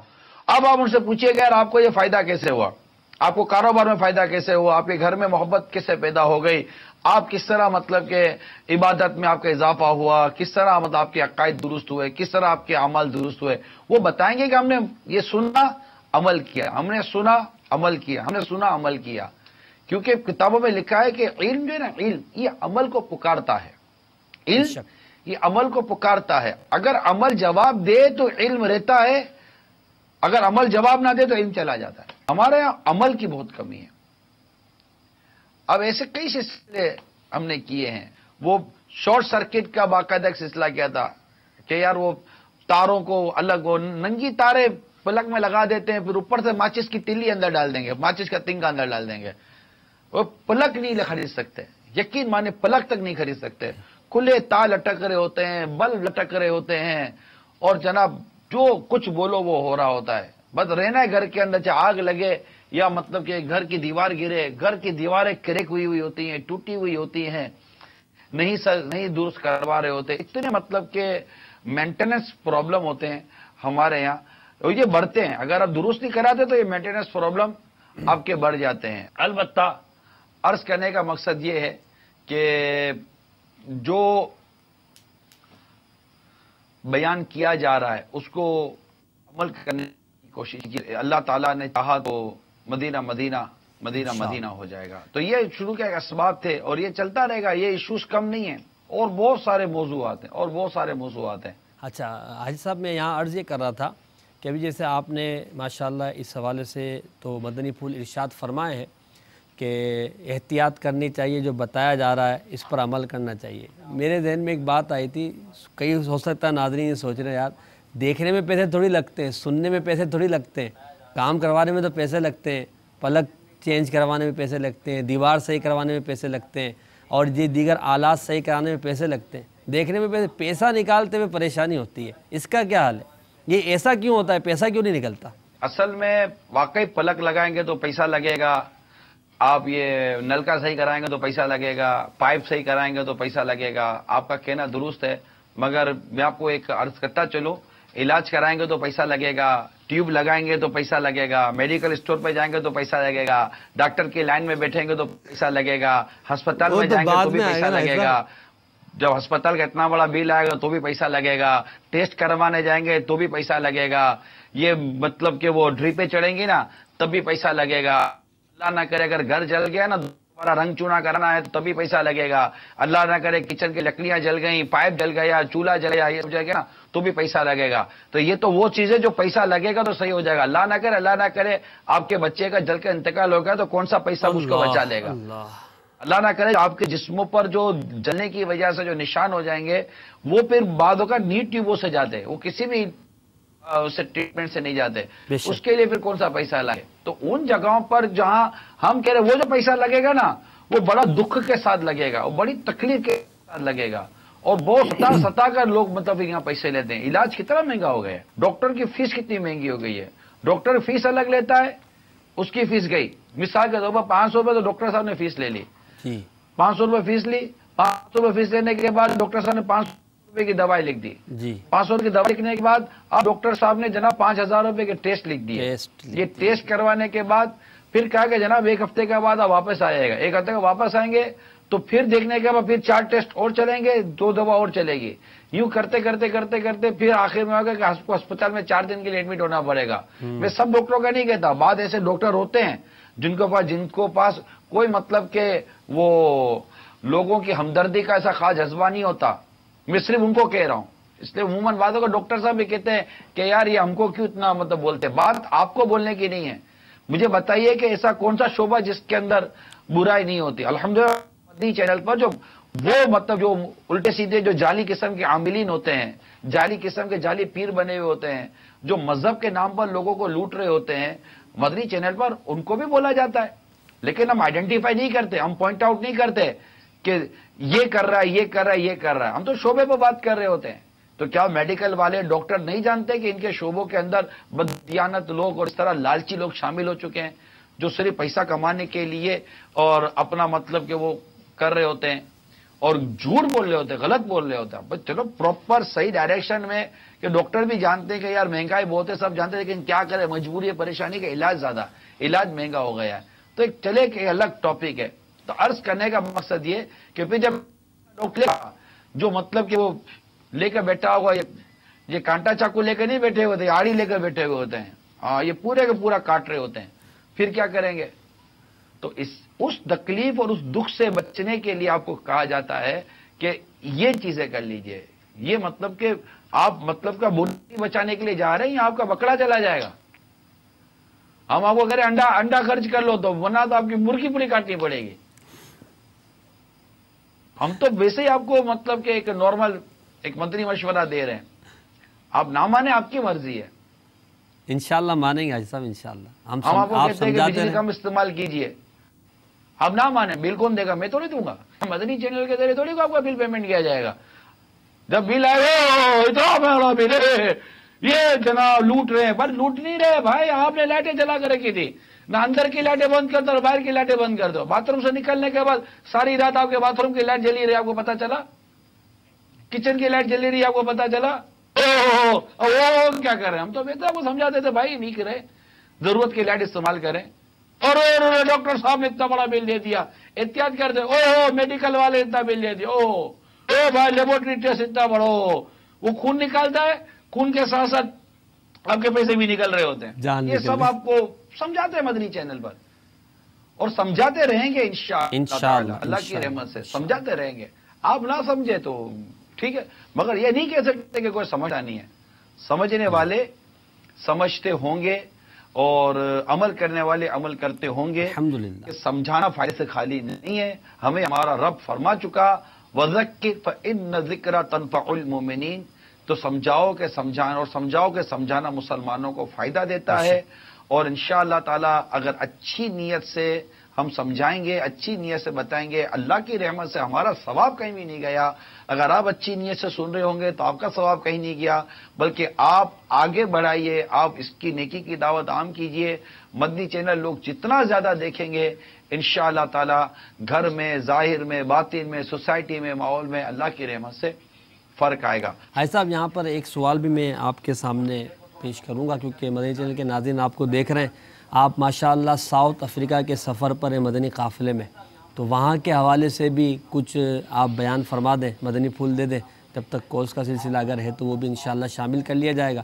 اور یہ بھی مدنی چینل کے ناظرین کو مدنی پھول عطا فرمائیے کہ قافلوں میں سفر کرنے کی کیا برکتیں اور کیا اہمیت ہے. آپ وہاں آپ کا سفر کیسا ہے، وہاں دعوت اسلامی اور دین کے مدنی کاموں کے حوالے سے کیا کیا برکتیں ملتی ہیں سفر میں، آپ کا سفر وہاں کن اسباب کے تحت ہے، تو وہ بھی انشاءاللہ بیان کیجیے گا. مگر ایک کال جو ہے ہم سلسلے میں شامل کرتے ہیں. صلو علی الحبیب صلی اللہ تعالی علی محمد صلی اللہ علیہ وسلم. السلام علیکم ورحمۃ اللہ وبرکاتہ. وعلیکم السلام ورحمۃ اللہ وبرکاتہ. ساری محمد عمر.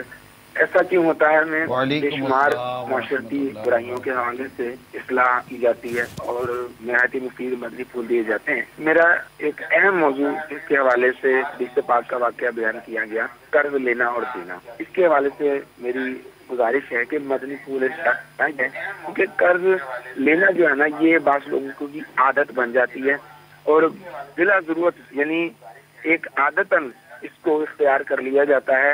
السلام علیکم ورحمۃ اللہ وبرکاتہ. وعلیکم السلام ورحمۃ اللہ وبرکاتہ. جی حاجی صاحب یہ دو سوال ہو گئے، ایک میرا اور ایک یہ کالر کا. ایک تو سفر کے حوالے سے یہ ہے کہ یہاں بھی ظاہر جب سفر پر آدمی نکلتا ہے تو طرح طرح کے تجربات ہوتے ہیں، لوگ آتے ہیں، ملتے ہیں، بات کرتے ہیں. سر ایک مسئلہ مجھے سفر میں پتہ چلا، میں چاہوں گا کہ اس کے لیے میں نے عرض کی تھی، ہم یہاں مولی گئے شاہد میں، اگر موقع ملا تو ہم انشاءاللہ بیٹھ کر اس پر کوئی مدنی چینل کے ناظرین سے بات کریں گے. شاہد بھائی please come attend with me. یہ انگلش مطلب یہ بول لیتے ہیں، ہمارے پاس تھوڑا سا مائک سسٹم کا پرابلم ہے، ڈیفینیٹلی ہم تھوڑا سفر میں تو یہاں کوشش کروں گا کہ ہم ایک مائک سے یوں گزارا کر لیں. شاہد بھائی پلیز. تو میٹر یہ ہے کہ یہاں ایک مجھے وہ ایک صاحب ملے और वो कह रहे थे कि और वो अल्हम्दुलिल्लाह बड़े बाज़ौक़ किस्म के थे और मदनी चैनल के कहते आशिक थे, लवर ऑफ मदनी चैनल, और हमारे सिलसिले बड़े शौक से देखते हैं माशाअल्लाह। मदनी मुज़ाकरे भी शौक से देखते हैं अल्हम्दुलिल्लाह। तो वो बड़े रोते हुए मिले थे और उन्होंने एक प्रॉब्लम बयान किया कि आप मदनी चैनल पर इस तरह के सिलसिले करते हैं तो एक मैटर है जिसको आप अगर चाहें तो मदनी चैनल पर डिस्कस कर सकते हैं। You know Urdu, okay. तो ये भी चूंकि ये साउथ अफ्रीका के हैं और प्रॉब्लम भी यहीं से मुझे बयान किया गया है। तो प्रॉब्लम ये है कि आखिर हम बाहर आते हैं, means Pakistani, Indian, Bangla and other countries, और वो यहाँ आकर डेफिनेटली रोजगार कमाते हैं, अर्निंग के वो कमाएं और खुद यहाँ भी खर्च करें तो घर में खर्च करें। यहाँ मतलब बातों का अकेले आते हैं, यहाँ शादी करते हैं, तो लीगल हम कोई नहीं कर रहे, ठीक है, लेकिन शादी करते हैं। फॉर एग्जाम्पल लीगल शादी की है और लीगल स्टेटस भी है। अब यहाँ पर घर, फिर बच्चे, तो वो ये कह रहे थे कि अब हम यहाँ पर जो रहते हैं तो जो हमारे मुल्क के अंदर जो लोग हैं तो वो उनका एक ही बस नारा है, पैसा भेजो, पैसा भेजो, पैसा भेजो, send me money, send me money, send me money, every time send me money, why you don't send me money. वो उसका बेटा वहां गया हुआ है, वो पैसे भेज रहा है, उसके पैसे भेजने से घर बन गए, ये मतलब तो पैसा भेज। तो वो मतलब कि यही कह रहे थे कि आप इसको बताएं कि यहाँ रहने वाले के लिए कुछ प्रॉब्लम्स होते हैं, इधर के अपने एक्सपेंसेस होते हैं, फिर वो मतलब उन घर में बीमारियां होती हैं, परेशानियां होती हैं, फिर यहाँ डॉक्यूमेंटेशन के मसाइल होते हैं, फिर ऐसे ममालिक के अंदर टैक्सेस का भी एक अपना मैटर होता है कि आदमी की इनकम और प्रॉपरली यहाँ टैक्स डिडक्ट किया जाता है, प्रॉपरली टैक्स कटता है। तो ऐसे प्रॉब्लम जो आ रहे हैं, तो मदनी इल्तिजा ये है कि नो डाउट कि यहाँ वालों को अपने घर वालों का ख्याल रखना चाहिए, क्योंकि बाज़ औक़ात ऐसा होता है घर वाले कुर्बानी देकर पेट काट कर आपको किसी बाहर मुल्क भेजते हैं, हिंद में है, बांग्लादेश में है या अमरीका, और क्योंकि उमूमन उन ममालिक के लोग नौकरी के लिए, कारोबार के लिए दूसरे मुल्क में निकलते हैं जिनके मुल्क की करेंसी डाउन होती है, इकोनॉमिकली वो मुल्क उसके मुकाबले में कमजोर होता है। अब यहाँ पर जैसे पाकिस्तान के मुकाबले में 1 रुपये के तकरीबन वो 12 रुपये, 10 रुपये, 12 रुपये चलते हैं। अरब शरीफ में जाएं, यूएई में, तो तकरीबन 27-28 रुपये का, 27-28 रुपये देंगे तो वहां का एक दिरहम है अरब शरीफ में, अरब में। तो ये रियाल का और ये 1-2 रुपये का फर्क है। आप मतलब कि वो यूके चले जाएंगे तो तकरीबन 150-200 तकरीबन इतना है कि भाई इतने रुपये पाकिस्तान तो 1 पाउंड मिलेगा। तो ये यूरो का और इस तरह के ममालिक का होता, तो ये होता। तो ऐसे ममालिक में जहां पर करेंसी ये होती है तो लोग जाते हैं, नौकरी करते हैं, तो 200-500-1000 वहां की करेंसी अपने पास रखते हैं। मिसाल के तौर पर अगर कोई अमेरिका चला गया है तो अमेरिका जाकर वो अगर $1000 कमा लेता है तो $500 वो अपने पास रखेगा, $700 अपने पास रखेगा खर्चे के लिए, तो $200-300 अपने घर भेज देगा, तो 30-40-50 रुपए घर पर हो जाएंगे, बाकी अपना खर्चा कर लेगा। तो यूं वो वहां इतना नहीं कमा सकता अपने मुल्क में, तो इस वजह से भी लोग जाते हैं, तो वो भेजना चाहिए। लेकिन 2 बातें अर्ज करूंगा और दोनों बातों पर आप अपने तौर पर, चूंकि यहां इंग्लिश व्यूअर्स भी में भी देख और सुन रहे होंगे अफ्रीका के अंदर। हम अब प्रॉब्लम यह है कि एक तो पैसे की डिमांड, जैसी तैसी डिमांड ना, ये अच्छा बाद का तो पूछते भी नहीं है कैसे हो, कैसे गुजर रही है, तुम्हारी बीवी कैसी है, तुम्हारे बच्चे कैसे हैं, बेटा तुमको तकलीफ तो नहीं है, नहीं। When you send me money, when you send me money, please please please. अरे अम्मी अभी तो भेजे थे, खत्म हो गए, वो तुम्हारी बहन के घर चले गए। अच्छा अम्मी अभी तो भेजे थे, वो अबू गए थे ना कहीं, वो चीजें लेकर वो भाई को देकर आ गए। अच्छा अम्मी वो अभी तो भेजे थे, बेटा वो आजकल वो नहीं चलाता ना तो थोड़े बहुत कपड़े ले लिए थे। अच्छा बेटा और भेजो, बेटा और भेजो। अब बेटा यहाँ मतलब कि गन्ने की मशीन बना हुआ है, पैसा कमाने की मशीन बना, या वालिद साहब बने हुए हैं, बेटे से मुराद वालिद साहब ही है, और वहां औलाद पड़ी हुई है, बाप कमा कमा कर भेज रहा है और नोटे छाप रहा है। एक तो आपको ये सोचना चाहिए कि वो कैसे कमा रहा है, हलाल कमा रहा है कि हराम कमा रहा है। جائز کما رہا ہے کہ ناجائز کما رہا ہے, اس کی وہاں پوزیشن کیا ہے, اس کی یہاں مطلب کہ رہتا کیسے, کھاتا کیسے, پیتا کیسے ہے, میڈیکل طور پر وہ فٹ ہے یا نہیں ہے, یہ وہ. پھر دوسرا یہ کہ وہ وہاں کرتا کیا ہے. ایسا تو نہیں کہ پیسہ تو بھیج رہا ہے لیکن الٹے سیدھے کام میں لگا ہوا اور اپنی آخرت کو داؤ پہ لگا رہا ہے. پھر ایسے لوگ بعض اوقات گھر والوں کا منہ بند کرنے کے لیے, گھر والوں کو کفالت کرنے کے لیے حرام ذریعہ استعمال کرتے ہیں.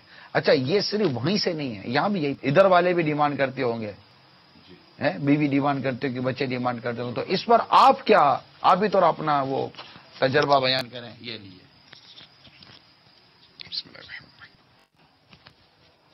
Firstly, we have to see the situation with many Islamic brothers that come to South Africa and many other countries where the currencies are stronger, with the intention to find a job and to send some money home. Firstly, when they come to the foreign country, they spend all their money just to get here. Now they have to start from scratch. They don't have a house, and when they come, they don't just walk into a job. They have to first go and look for a job. کیا یہ ممکن ہے کہ آپ تھوڑا English Urdu mix کریں, کیونکہ عموماً ہمارا ایسا ہے کہ انٹیریئر کے بھی بہت لوگ یہاں آئے ہوئے ہوتے ہیں, تو that families if they are in Pakistan, in India or Bangladesh, whatever, so maybe that person families, they cannot understand English well. So if, because I know your English sufficient for our, آپ کی English ہمارے لیے بہتر ہے, you know your Urdu, تو اگر آپ تھوڑا وہ طرح بولیں, لیکن یہاں کے لوگوں کو بھی سمجھانا ہے. جی جی, چلو میں کوشش کروں گا. اردو بہت کمزور ہے لیکن انشاءاللہ کوشش کروں گا انشاءاللہ. جب یہاں آتے ہیں تو امیڈیٹلی جاب نہیں ملتے, تو جاب کو ڈھونڈنا پڑے گا. تو اس دوران میں کھانا بھی چاہیے اور گھر بھی, they need food, they need a house, they need accommodation. So whatever savings they brought with them, that savings is used up. جب جاب ملا تو پہلے گھر کو ڈھونڈیں گے کہ on rent basis پر, اس کے بعد جو ہے وہ آنا. First actually they live in a communal, دوسرے اسلامی بھائی کے ساتھ رہتے ہیں, تو رینٹ جو ہے شیئرنگ سسٹم جو ہے نا. تو اس کے بعد جو ہے جب پیسہ کماتا ہے تو پہلے اس کے ضروریات کو دیکھتے ہیں. تو اس دوران میں اگر وہ پیسے گھر بھیجے نا تو اس کے لیے مشکل ہوگی. کپڑا بھی صحیح نہیں ہے تو جاب کیسے جائیں گے, کنوینس نہیں ہے یہاں پہ. تو یہاں کی بہت سارے ایسے کام ہیں جو دور ہے, تو کنوینس کی بھی ضرورت ہے. اگر ڈائریکٹ پیسہ بھیجیں گے تو کام پہ کیسے جائیں گے, یہ بھی ایک چیز کو دیکھنا پڑے گا. جو ریلیٹیوز ہے پاکستان میں یا ہندوستان انڈیا میں ہے یا بنگلہ دیش میں ہے, تو یہ اسلامی بھائی جو ہے جو آتے ہیں, this is not the case with everybody, ہر ایک کے ساتھ پرابلم, لیکن اکثریت ایسے ہے, میجورٹی آف پیپل. اچھا, میجورٹی ایسا ہے کہ وہ آتے ہیں اور بہت ہارڈ ورکنگ اسلامی بھائی ہے, 12-15 گھنٹے کا جاب کرتے ہیں اور رات دن صرف جاب میں آتے ہیں اور جا کر گھر سوتے ہیں, تھوڑا بہت کھاتے ہیں, اس کے بعد پھر واپس گھر جاب پہ. تو ایکسپیکٹیشن بہت بڑا ہے. بیٹا باہر گیا پیسہ کمانے کے لیے لیکن پیسہ نہیں دیتے ہیں, تو پریشر, انڈر پریشر وہ اسلامی بھائی رہتے ہیں. تو اسی وجہ سے وہ اسلامی بھائی جب پیسہ آتے ہیں تو اگر گھر بھیجیں گے نا تو this will cause difficulty for progressing in the job. Maybe he comes to work, his clothes are not right, boss will fire him. He comes late to work because he has to take 2-3 buses to get to work, he gets fired. So now even more problems will start coming in. So there has to be some time given. वक्त देना चाहिए, वक्त देना चाहिए, वक्त देना चाहिए। और इनको थोड़ा सा इनके मतलब यहाँ फिर दूसरा है कि जब तक इनको जॉब नहीं मिली जी, उस वक्त तक ये हो सकता है कि कर्ज लेता हो जी जी, और कर्ज लेता हो तो क्या इसका कोई काम खोलेगा या कारोबार होगा तो कुछ ये अपने लिए यूज करेगा, कुछ अपने घर भेजेगा और कुछ कर्ज उतारेगा। ये तो चले एक जनरल बात कर ली, पर ऐसे लोग भी हैं जी, वेरी सॉरी टू से, हो सकता है कि ये घर वालों को ही भूल कर बैठे हुए हैं, ऐसे लोग भी होंगे। यानी घर वालों ने, माँ बाप ने इतनी कोशिशों से और इतनी मतलब के मेहनतों से और दिन रात एक करके इनको भेजा होगा। अच्छा, बीवी बच्चे वहां होंगे, ये कमाने के लिए यहाँ आ गए होंगे और यहाँ पर इन्होंने दूसरी शादी भी कर ली होगी और वहां अपने बीवी बच्चों को भी ये भूल कर बैठ गए होंगे, माँ बाप को भूल कर बैठ गए होंगे। ऐसे लोग भी होंगे। Am I right or wrong? Absolutely, sir. And this is also happening. And then when they see that, it's too much of a burden to send money home to their families that side, so then they live their life as though they don't have a family. यहाँ ये खुश हो रहे होते हैं, यहाँ अपनी खुशियां मना रहे होते हैं, यहाँ इनकी शादी हो गई, यहीं पे इनके बच्चे हो गए और वहां जिस मुल्क से ये आए तो डेफिनेटली देखिए, अगर आपने यहाँ भी शादी कर ली, यहाँ भी शादी कर ली, इसके प्लस माइनस दुरुस्त ना दुरुस्त पर मैं कोई अभी ये मोरा टॉपिक नहीं है ना, मैं तो बहस कर रहा हूँ, लेकिन वो भी वहां मुल्क में भी आपकी एक बीवी है, वहां पर आपके बच्चे हैं जिनकी मतलब कि आपकी एक जिम्मेदारी है, वहां आपके माँ बाप हैं और उन माँ बाप की आपकी एक अपनी जिम्मेदारी है कि अगर आपने फॉर एग्जांपल अगर यहाँ पर अपना कोई घर बसा भी लिया है और शरीयत के मुताबिक बसा लिया, फॉर एग्जांपल जायज तरीके से बसा लिया है, लेकिन आपकी वहां भी तक फैमिली है, वहां भी बचे वो तो आपकी राह तक करे होते हैं, उसके भी तो मतलब वो एक जो तकसीम है जिसको कहा गया है कि अदल करे, इंसाफ करे, अगर एक से ज्यादा वो बीवी रखता है तो क्या आप अदल और इंसाफ करने में कामयाब हो रहे हैं? ये आपसे सवाल किया जा रहा है। अगर आप यहाँ कमा भी रहे हैं और यहाँ आप यानी दुनिया में कहीं भी आप कमाने के लिए गए हैं, नॉट ओनली साउथ अफ्रीका, आप अमेरिका में गए हैं, आप अरब ममालिक में गए हैं, आप यूके में गए हैं, यूरोप में गए हैं, यहाँ मिलते हैं। मैं आपको यकीन दिलाऊं, ये जितने बाहर गए ना कमाने के लिए, मैं पर्सनली तौर पर जिनसे मिला हूं, पर्सनली तौर पर जिनसे मुलाकातें हुई हैं,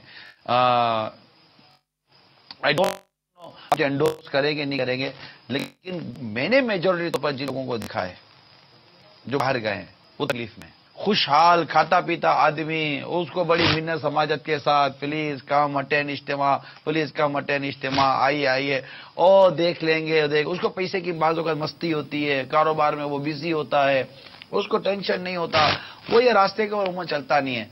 तो आप देखेंगे कि दावत इस्लामी में गरीब लोगों की तादाद ज्यादा है, तो और वैसे भी गरीब लोग दीन का काम अमीर के मुकाबले में ज्यादा करते हैं। वो अपने तो पैसा देके कर लेते हैं कि यार आप पैसा ले जाओ, मस्जिद बनाओ, मदरसा बनाओ। तो अल्लाह करे कि दोनों मिलकर कोई बेहतर तरीके से सुन्नतों की खिदमत अंजाम देने में कामयाब हो जाए। तो ये सारी चीजें प्लीज आप समझने की कोशिश करें। किसी भी मुल्क के अंदर, दुनिया के किसी मुल्क के अंदर भी नोटों का दरख्त नहीं है, ये मैं आपको बता दूं, इतना मैं जानता हूं। नोटों का दरख्त कहीं भी किसी मुल्क के अंदर नहीं है कि वो जाएगा और उस बाग में जाकर वो दरख्त हिलाएगा, उसके ऊपर नोटें गिरेंगी और ये आपको मतलब भेजता चला जाएगा। किसी मुल्क में भी नोटों का दरख्त मैंने नहीं देगा। अगर आपने कहीं नोटों का दरख्त देखा है तो अभी फोन करके भी नहीं बताना, वायरस लग जाएगा। नोटों का दरख्त कहाँ होता है? ख्वाब में। यहाँ लोग नोटे कमाने के लिए भाग रहे। इतने मुल्कों में क्राइसिस है, इतने मुल्कों में क्राइसिस है, इतने मुल्कों में क्राइसिस है। अगर मैं कहूं कि इस वक्त world wide financially crisis all over the world, दुनिया भर में माशी बहरान आया हुआ है, तो शायद मैं गलत नहीं हूं। क्योंकि यहाँ जो हमारे यहाँ दुनिया में जो इकोनॉमिकली सिस्टम एक्टिवेट है ना, माशी निजाम जो फाइल है, वो जिसको अगर दो लफ्जों में कहूं तो निजाम ऐसा है कि अमीर अमीर बनता चला जाएगा, गरीब गरीब बनता चला जाएगा। ये यह सिस्टम बना हुआ है। इस पर दुनिया भर में डिबेट हो रही है, दुनिया भर में लोग इस पर एहतजाज भी करते हैं, लेकिन बस ये कुछ बड़े बड़े सरमाएदार होते हैं जो दुनिया का ये पूरा मुआशी निजाम चला रहे होते हैं और हम उसकी भेंट चढ़ रहे होते हैं। बेसिकली जो इकोनॉमिकली सिस्टम है, प्रॉपरली इकोनॉमिकली सिस्टम, प्रॉपरली माशी निज़ाम और मनी डिस्ट्रीब्यूशन सिस्टम जो है, नोटों की, माल की तकसीम का जो निज़ाम है, वो इस्लाम ने बयान किया है, बिल्कुल इस्लाम ने बयान किया, हमारे दीन ने बयान किया है, मगर हम उसको पढ़ने, समझने और एक्टिवेट करने के लिए तैयार भी नहीं है। हमारे पास ऐसे शायद वसाइल भी नहीं है, और ऐसा करने के लिए हो सकता है लोगों का ऐसी खास तवज्जो भी ना हो कि कम अज कम मुसलमान तो अपने दीन को और अपने इस्लाम के मुताबिक अपने निज़ाम मईशत को बहाल व फाल करे। अगर ये निज़ाम बहाल व फाल हो जाए और जो इसको इंशाल्लाह एक्टिवेट करेगा, जो मुल्क इसको एक्टिवेट करेगा, सूद को बाहर निकालें, रिश्वत को बाहर निकालें, ज़कात का निज़ाम फ़ाल करें, नफली सदकात का निज़ाम फ़ाल करें, और जो इस तरह के मतलब के चैरिटी और वॉलंटरी जो इतने काम होते हैं, रुपये पैसों की जो तरसील के साथ जो इस्लाम और दीन का जो निज़ाम है, और वो बिजनेस का जो निज़ाम है, माल लेना बेचना करना वगैरह, जो पूरा एक सिस्टम है कारोबार का, घरबार का, और एक ज़कात का निज़ाम है, चंदे का निज़ाम है, नफली सदकात का निज़ाम है इस्लाम का, अगर वो जिस मुल्क के अंदर भी अल्लाह ने चाहा तो एक्टिवेट हो गया, उस मुल्क की मईशत को दुनिया का कोई मुल्क बीट नहीं कर सकता इंशाअल्लाह, कोई नहीं बीत सकता। अल्हम्दुलिल्लाह इस तरह की चंद चीजें पड़ी हैं, मगर करे कौन? सब डरते हैं, सब खौफजदा हैं, या इल्म नहीं है, या जो भी है, इस पर क्या ज्यादा बहस की जाए। अलबत्ता ये कि ये चंद एक मदनी फूल थे कि इस तरह अगर जो बाहर हैं वो भी अपने घर वालों को ख्याल रखें, सुनिए कि घर वाले आपको तंग कर दो, आप भी घर वालों को नहीं भेजते होंगे, वो बेचारा सारा आप पर डिपेंड करके बैठे हुए हैं, या फिर आपस में कोई ऐसा कम्युनिकेशन हो जाए, कोई ऐसा राब्ता हो जाए, आप अपनी पोजीशन बता दीजिए, वो अपनी पोजीशन बता दें और अंडरस्टैंडिंग से काम करें। अब क्या मजीद कहेंगे? जी Haji Sahab, the other thing we need to consider is that yes, the currency may be higher, but the cost of living is also higher in these places. That if you married and if you have children with the same or similar job in a third world country, your cost of living is much less. The cost of food is less. The cost of schooling, education is less. The cost of medical treatment is less. But in these countries, things are much more expensive. So the expectation from the one side is that you should send the money immediately. But when you look at your income and your expenses, you find that most months you are in the minus.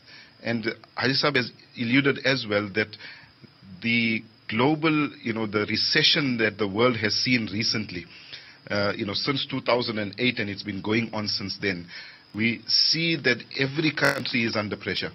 And economically, there's, negative growth in most countries, downfall. And in these countries, you find that people have exhausted their credit limits as well. There are no financial institutions that are giving credit anymore for anyone. So you have to, live on whatever you have. Now there's no extra to send home. If there's a need and you don't have anything, how are you able to send something back home? बहुत तकलीफ में रहते हैं। मैं आपको बताऊं, मिसाल के तौर पर कोई मुल्क है कि उसके अंदर किसी की सैलरी 10,000 है, वहां की करेंसी के हिसाब से अगर देखें तो 10,000 है। तो अरब मुल्क में चले जाएं, मिसाल के तौर पर वहां की करेंसी 10,000 दिरहम है। अब 10,000 दिरहम उसकी आमदनी है, तो 10,000 दिरहम से अगर आप कैलकुलेट करें तो ये समझे फॉर एग्जांपल 2,70,000 रुपये, ठीक है, पाकिस्तानी अगर हम हिसाब से लगाएं 2,70,000 रुपये बनेंगे, ऑलमोस्ट तकरीबन इतने बनेंगे शायद। तो वो 2,70,000 रुपये बनेंगे फॉर एग्जांपल। अब 2,70,000 10,000 रुपये, तो 10,000 रुपये में इसका किराया, इसका खाना, इसका पीना, इसका कन्वेंस, यही मतलब कि इसका बहुत कुछ हो जाता है। और अगर बच्चे हैं वहां को इसका तालीमी निज़ाम बनाया हुआ है तो वो नहीं चल सकते। तो 10,000 सैलरी तो बहुत कम लोगों की वहां ऐसी होती है। अब 2,500-3,000 दिरहम की अगर मिसाल के तौर पर अगर किसी की सैलरी है, या यहाँ पर अगर आप देखिए तो यहाँ पर अगर कोई 5,000 रेंट कमाता है तो 5,000 रेंट का मतलब वो आपके यहाँ के 50,000 रुपये, 50,000 रुपये होगा पाकिस्तान के। तो अब ये यहाँ अगर ये मतलब 5,000 रेंट कमाए तो यहाँ किराया वगैरह सब मिलाकर, खाना पीना मिलाकर 4,500 रेंट तो उसके ही निकल जाएंगे। एम आई राइट हो रहा हूँ? 4,500 रेंट तो उसके ही निकल जाएंगे। अब उसके 500 रेंट बचे, 500 रेंट ये आपको भेजेगा, तो क्या हुआ? लेकिन फिर भी ये बाहर का कल्चर मैं आपको बता रहा हूँ, ये जो लोग बाहर ان میں بہت کم پرسنٹیج ہے جو مالی طور پر خوشحال ہو پاتی ہے. دینی نقصان عبادت کے حوالے سے، ریاضت کے حوالے سے، اولاد کی مذہبی تعلیم و تربیت کے حوالے سے، فیملی کی اسلامی تربیت اور اسلامی کلچر کے حوالے سے، خود اپنی عبادت اور ریاضت اور مطلب اپنا جو نیکی کا کام ہوتا ہے اس کے حوالے سے تو جو نقصان ہوتا ہے وہ تو ایک ٹاپک الگ ہے، وہ تو ناقابل تلافی نقصانات ہوتے ہیں. اس سے اللہ بچائے وہی بچ سکتا ہے. تو یہ جو نقصانات ہیں اپنی جگہ، لیکن معاشی طور پر مالی طور پر بھی تو خوشحال نہیں ہو پاتا نا، واپس جا نہیں سکتا کیونکہ وہ لاکھوں روپے کا قرضہ لے کر آیا ہے. اور یہ مجھے ابھی یہ لکھا ہوا بتایا، یہ ابھی اسلامی بھائی جو میں دیکھ رہا تھا اتنے غور سے، وہ یہ بتا رہے تھے جب یہ واپس جاتے ہیں اپنے ملک میں تو دوست اور رشتے دار یہ تحائف کا مطالبہ کرتے ہیں، یار ہمارے لیے کیا لایا، ہمارے لیے کیا لایا. ارے آپ کے لیے کیا لائے گا یہ بیچارہ وہاں کی ہے. ارے یہ تو ساؤتھ افریقہ سے آیا. ساؤتھ افریقہ سے آیا کیا؟ ان ملکوں کے اندر کوئی، میں صحیح بتا رہا ہوں، بہت لوگ تکلیف میں. آپ اگر اپنے ملک کے اندر ہیں نا، میں مشورہ دے رہا ہوں مدنی چینل کے ذریعے، جو اس وقت اپنے اپنے ملک میں بیٹھے ہوئے ہیں، اسپیشلی پاکستان میں، انڈیا میں، بنگلہ دیش میں، اس طرح کے ملکوں میں، آپ اپنے ہی ملک کے اندر اپنا ہی کوئی اچھا روزگار کمانے کی کوشش کریں. باہر کی طرف جھانکنے کی کوشش نہ کریں. مشورہ یہ دوں گا، آپ بولو گے جاب نہیں ہے، میں کہتا ہوں کوئی چھوٹا موٹا کاروبار کر کے، چھوٹی موٹی چیز شروع کر کے آپ مطلب کہ شروع کریں. آپ اسٹارٹ لیجئے. آپ پڑے رہیں گے گھر کے اندر، وہ دیر دیر تک صبح کو نکلیں گے اور رات کو گھومتے پھرتے رہیں، کچھ نہیں ہوگا. یہاں آنے کے بعد سب ختم ہو جاتا ہے. نہ رات کو باہر گھومتا ہے، نہ صبح کو دیر تک سو سکتا ہے. اپنے کپڑے خود دھونے ہوتے ہیں، اپنا کام خود کرنا ہوتا ہے، سارے خود ہی کرنا. کوئی کسی کا مطلب وہ نہیں ہوتا. یہ بھی بتا دو کہ ان ملکوں میں جا کر جو لوگ شادیاں کرتے ہیں ان میں ایک تعداد ہوتی ہے کہ جو خود بھی نوکری کر رہے ہوتے ہیں، ان کے بچوں کی امی بھی جاب کر رہی ہوتی ہے. یہ پھر بچے جب بڑے ہوتے ہیں تو وہ بھی جاب کر رہے ہوتے ہیں. یعنی یوں سمجھیے کہ پوری فیملی جب تک نوکری نہیں کرتی، جاب نہیں کرتی، چھوٹا سا گھر چلتا نہیں ہے. کوئی گھر بھی اتنے زیادہ بڑے نہیں ہوتے، چھوٹا سا گھر بھی نہیں چلتا. آپ کو اس وجہ میں عرض کر رہا ہوں، الحمدللہ میں دعوت اسلامی کے ماحول میں رہتے ہوئے اسلامی بھائیوں کے ساتھ فارسٹ، جس میں آپ کوریا دیکھ لیجئے، ہانگ کانگ دیکھ لیجئے، تھائی لینڈ دیکھ لیجئے، یہ اسی طرح کولمبو، ہند، بنگلہ دیش، عرب ممالک کے اندر، افریقی ممالک کے اندر، ایسٹ افریقہ، ساؤتھ افریقہ، اس طرح کے کئی ملکوں میں حاضریاں ہوئی ہیں. UK میں، یورپ میں حاضریاں ہوئی ہیں، اور اجتماع وغیرہ، مدنی مشورے. جو وہاں کی جو معاشی صورتحال ہے نا وہ اچھی نہیں ہے اسلامی بھائیوں کی. جو ملنے جلنے والے اتنے زیادہ وہ نہیں ہے. جن پیسے والوں سے ملاقاتیں ہوئی ہیں نا، میں آپ کو بیان کروں، جن پیسے والوں سے ملاقاتیں ہوئی، یعنی یہ ہمارے اسلامی بھائی ہیں، یہ کسی کو لے کر آئے، عمران پلیز میٹ وتھ ہم، ویزا مطلب کہ کوئی بھی مطلب ہوتا ہے جناب اس کا اتنا بزنس سے ملاقات کی. ہم نے بھی ملاقات کی، کیا حال ہے، ٹھیک ہے. تھوڑی دیر کیا وہ کان میں بولے گا دعا کرو قرضہ بہت چڑھا ہوا ہے، دعا کیجئے یوں ہو رہا ہے، دعا کیجئے یوں ہو رہا ہے. اتنا اندر سے دکھی ہوتا ہے، یقین من ہمدردی ہوتی ہے، اس سے ہمدردی ہوتی ہے، پریشان ہوتے ہیں. تو یہ مطلب کہ عموماً تجربہ بھی ہو گیا ہے بعض اوقات کہ بھلے پیسے والا ہو لیکن کچھ نہ کچھ گھر میں بیماریاں ہوں گی، پریشانیاں ہوں گی. عموماً اس طرح کے لوگ ہی آتے ہیں. تو یہ باہر کا جو ماحول ہے، تو میں نے عرض کر دی کہ دونوں طرف جو کمانے کے لیے نکلے ہیں ان کو بھی چاہیے کہ گھر والوں خیال لیں، اور جو گھر والے ہیں ان کو باہر کمانے کے لیے گئے ہیں ان پر ایسا پریشر نہ ڈالیں کہ ان کی یہاں فیملی بھی ڈسٹرب ہو اور وہ خدا نہ خواستہ حلال کو چھوڑ کر حرام کمانے کی طرف چلے جائیں. They say that the grass is not always green on the other side. And a lot of the people, when they come to these type of countries, they think that they are going to get better than they have in their own countries. And when they come here, they see the grass is not as green. And, you know, it is a reality when we see some people, some Islamic brothers that come from you know, Pakistan or India or Bangladesh. When they work, you know, we think to ourselves that what condition must they be living under there that they are willing to endure such pain and suffering here. And then when you ask them, they were actually living better lives there than they are living here right now. But they don't even have the money to go back home. And you know, it is our experience also that some people even beg for money just to return back home because the experience was so bad in these countries. ہر ملک تقریباً ممالک کا میں نے یہ عرض کی نا، हमारे यहाँ मैं भी मानता हूँ कि नहीं, इतने सारे मौके, मजबूरियाँ होती हैं, परेशानियाँ होती हैं, तकलीफें होती हैं, कर्जे चढ़े हुए होते हैं, मगर बस वो कह सकते हैं कि जो कुछ भी हैं सब अपने ही हाथों के हैं करतूत, शिकवा है ज़माने का ना किस्मत से गिला है, देखे हैं ये दिन अपनी ही गफलत की बदौलत, सच है कि बुरे काम का अंजाम बुरा है। अगर सब्र मिले, कनाअत मिले, थोड़े पर गुजारा करने की अल्लाह हमें सादत नसीब फरमाए, ख्वाहिशात के किसी तौर पर गला घोंटने में हम कामयाब हो जाएं, अपने अखराजात को मिनिमाइज करें और अपने बच्चों की, अपने घर वालों की भी इस मामले में हम तरबियत करने में कामयाब हो जाएं। अल्लाह करे, अल्लाह करे, अल्लाह करे तो हो सकता है कि कोई बेहतर सूरत हमें मिल जाए। तो ये बाहर का कुछ एक जायचा था, जो जायजा कह सकते हैं कि जो अभी वो अब ऐसा होता क्यों है, ये सब माल और दौलत की मोहब्बत करवाती है कि दौलत की मोहब्बत ने रिश्तों की मोहब्बत को कम कर दिया है। ये अर्ज करूंगा मैं कि दौलत होती है तो रिश्तेदार भी अच्छे लगते हैं, दौलत नहीं होती तो रिश्तेदार भी चुपते हैं। पैसे वाला रिश्तेदार आए तो आंखें बिछ जाती हैं, गरीब रिश्तेदार आए तो आंखें पीछे चली जाती हैं, पहचानते भी नहीं है। तो दौलत ने अपना असर दिखाया तो है, इसका मैं भी इनकार नहीं करता, ठीक ठाक असर दिखाया है। और अल्लाह करे कि हम दौलत के वो असर जिसमें शर है उसे महफूज रहें और अपने यहाँ रहें या दुनिया में कहीं भी रहें, नेकी की दावत आम करें। रही बात मदनी काफिलों में सफ़र करने की और मदनी काफिलों के तजुर्बात की, तो क्या अर्ज करूं, दुनिया में चंद चीज़ें बहुत कॉमन हैं। एक माँ बाप की नाफरमानी, औलाद की बेरा रवी, गुनाहों का सिलसिला, तफरी गाहें आबाद हैं, मस्जिदें वीरान हैं, नमाज पढ़ने के लिए लोगों के पास सोच ही नहीं है, टाइम और फुर्सत की क्या बात करूँगा, सोच ही कम है और बहुत कम रह गई है। मतलब लोगों में नेकी परहेजगारी का जो रुझान और मामलात है, सुनने आते हैं, वाकई हजारों की तादाद में लोग सुनने आते हैं।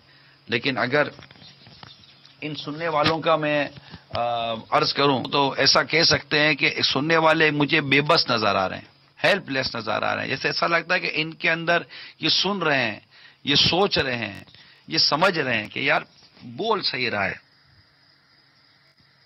बोल सही रहा है, बात तो सही है, हम कुछ कर नहीं सक रहे, घर में फंसे हुए हैं, मतलब जो फंसे हुए हैं, जो गलत फंसे हुए हैं, मैं उनका कह रहा हूं।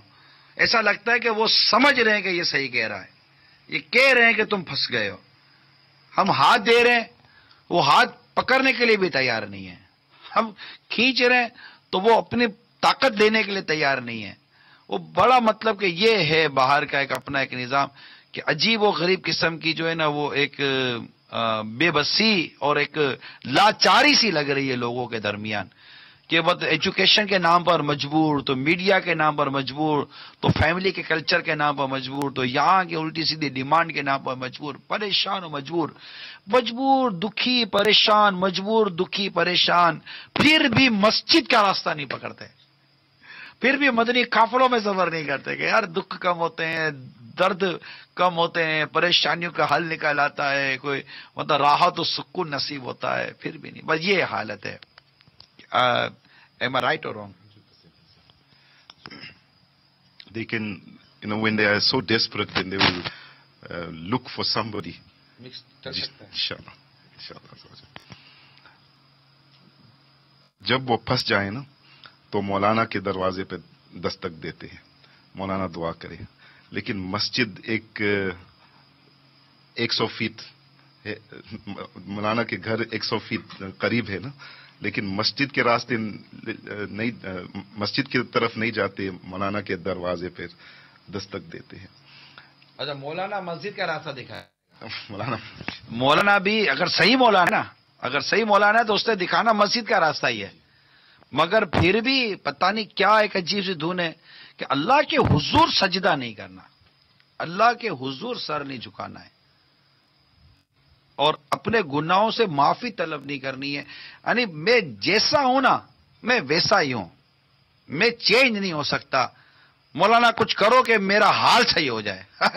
ये तो डॉक्टर को बोल, डॉक्टर मैं दवाई नहीं खा सकता, डॉक्टर मैं ये नहीं कर सकता, मतलब जैसे मिसाल के दो गले में दर्द होगा, डॉक्टर साहब देखो मैं दवाई नहीं खाऊंगा, देखो डॉक्टर साहब मैं ठंडा पानी नहीं छोड़ूंगा, देखो डॉक्टर साहब, मैं मिर्च मसाला तो छोड़ नहीं सकता, आइसक्रीम के बगैर चलता नहीं है, बोतल के बगैर निवाला उतरता नहीं है, और ये केचप वगैरह चीजें के बगैर तो मतलब मेरा पेट भरता ही नहीं है, और चिप्स और ये तली हुई चीजें तो दिन रात मेरी गिजा बनी हुई है, मैं छोड़ खुद नहीं सकता हूं। डॉक्टर साहब बस कोई कर दो, कहीं खा पीता भी रहो, दवाई भी ना लो, मेरा गला सही हो जाए। डॉक्टर बोलेगा चल चल चल चल करा इधर, चलो कहीं और जगह पे जाओ। डॉक्टर ने और क्या करना है, और डॉक्टर क्या करेगा? तो अब मतलब करना कुछ भी नहीं है। अल्लाह के कुरान वादे तो फरमाता है तुम्हें जो मुसीबत पहुंच तुम्हारे हाथों की कमाई है, वो बहुत कुछ तो अल्लाह माफ कर देता है। तो हमारे हाथों की कमाई, एक शख्स मुझे इसी सफर में मिले कि क्या बात है, यूं मुसीबत यूं परेशानी, ये मुसीबत ये परेशानी, इनको मैंने यही अर्ज की कि अल्लाह वाज़े तो फरमाता है जो तुमको मुसीबत पहुंचती है तो तुम्हारे हाथों की कमाई है, यानी जो तुम्हारे किया वो तुम्हारे सामने आ रहा है। वो बहुत प्यारे मुझे लगे। उन्होंने कहा था दैट मीन्स हमें गौर करना चाहिए। मैं कहा बिल्कुल गौर करना चाहिए। There is something in the bottom, कुछ तो है। आप अंदर बाहर आगे पीछे देखें। लोग कहते हैं यार हमको गलत काम तो नहीं करते, हालांकि वो सरापा लग रहा होता है कि खुद गलती पर है। अल्लाह ताला अमल करने की तौफीक अता फरमाए और माल और दौलत की मोहब्बत से हमें नसीब फरमाए, कनात दे, सब्र दे, शुक्र दे। तो अब काफी टाइम लिया आपका। जी, वो कॉलर ने जो है ये पूछा था कि कर्ज लेने का रुझान जो है बढ़ता जा रहा है। लोग कर्ज लेते हैं और कर्ज देने के हवाले से जहन नहीं होता, कर्ज लेने का जहन ज़्यादा है, देने का नहीं है। तो इसकी क्या सबब क्या है, इस पर वो कुछ पूछना चाह रहे थे, मदनी फूल लेना चाह रहे थे। तो आप इरशाद फरमाइए।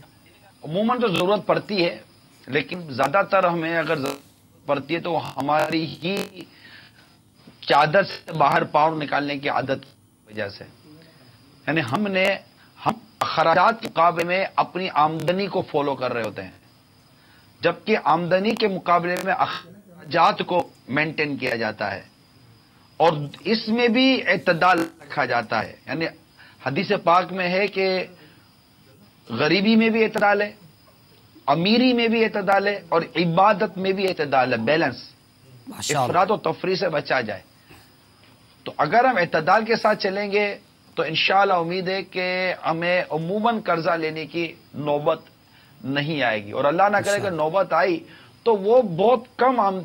जैसे मिसाल के तौर पर एक शख्स, उसकी सैलरी वाकई कम है, हम सैलरी स्किल्स कम होते हैं, सैलरी का अमाउंट कम होता है, और एक मोटी मोटी चीजें भी घर में बच्चों का दूध, दवाई, अनाज वगैरह, यूटिलिटीज बिल वगैरह वगैरह पेमेंट करे ना, तब भी मतलब कि अमूमन 15-20 हज़ार रुपए कमाने वाला महीने के आखिर में बाज़ औक़ात मकरूज हो जाता है। तो वो फिर वो 200, 500, 1000, 2000 रुपया करके थोड़ा सा कर्जा ले लेता है, लेकिन वो अगली बार तनख्वाह मिलते ही पूरा कर देता है। फिर कोशिश करता है कि कुछ इसकी सैलरी बढ़ जाए या एक्सपेंस कम हो जाए। अलबत्ता हमारे यहाँ अल्लाह करे कि ऐसा हो जाए कि कम से कम जो एक आम आदमी को घर चलाने के लिए जितनी रकम की जरूरत है, नॉर्मल आदमी, मैं नहीं कहता पुरतायुश या लग्जरी वाली जिंदगी, एक नॉर्मल जिंदगी गुजारने के लिए भी जितने आदमी को जरूरत है, अल्लाह करे कि इतनी जरूरतें हमें मिल जाएं, हलाल और तैयब जरिए से मिलें, इतनी आमदनी हो जाए और हम अल्लाह की जात के सिवा किसी के मोहताज ना बने, और वो माल से अल्लाह हमें बचाए जो माल हमें शर में डाल दे, हमें फितरों में डाल दे, हमें गुनाहों में डाल दे। बस वो हदीस पाक मुझे याद आ रही है मिशकात शरीफ की, कि इस तरह का मुझे खुलासा याद आ रहा है कि या अल्लाह मोहम्मद और आले मोहम्मद का रिस्क बाकिफायत अता फरमा सल्लल्लाहु ताला अलैहि वसल्लम। और इसकी शरह में जो एक खास बात लिखी मुफ्ती साहब ने, मुफ्ती अहमद आखा नईमी ने रहमतुल्लाह ताला अलैह ने, वो ये भी लिखा है कि बाकिफायत का जो लफ्ज है ना, ये बड़ा जामे लफ्ज है, हर एक की किफायत जुदा है। यानी एक शख्स बैचलर है, कंवारा है, इसकी किफायत अलग है, इसकी जरूरत अलग है। अगर शादी हो गई है तो अलग है, माँ बाप के साथ रहेगा तो उसकी किफायत अलग हो जाएगी, जरूरत अलग हो जाएगी, बच्चे होंगे तो अलग हो जाएगा, शहर इलाका थोड़ा सा तब्दील होता है तो भी कुछ ना कुछ। तो मतलब एक जरूरत जिसको हम पूरी करना कहते हैं कि इंसान के जीने की जो जरूरत है, एक जरूरत के लिए जीने के लिए भी जितनी मतलब है कि अल्लाह हमें इतना बाकिफायत रिस्क दे कि जो हमारी जरूरतों को पूरा करे और हमें किसी शर में मुब्तला ना करे। हम अल्लाह से اس زائد مال سے پناہ مانگتے ہیں کہ جس زائد مال کے ذریعے ہم شر میں، فتنے میں، غفلت میں مبتلا، ہماری دنیا اور آخرت دونوں برباد ہو۔ اللہ ہمیں بس اپنی ذات کے سوا کسی کا محتاج نہ کرے۔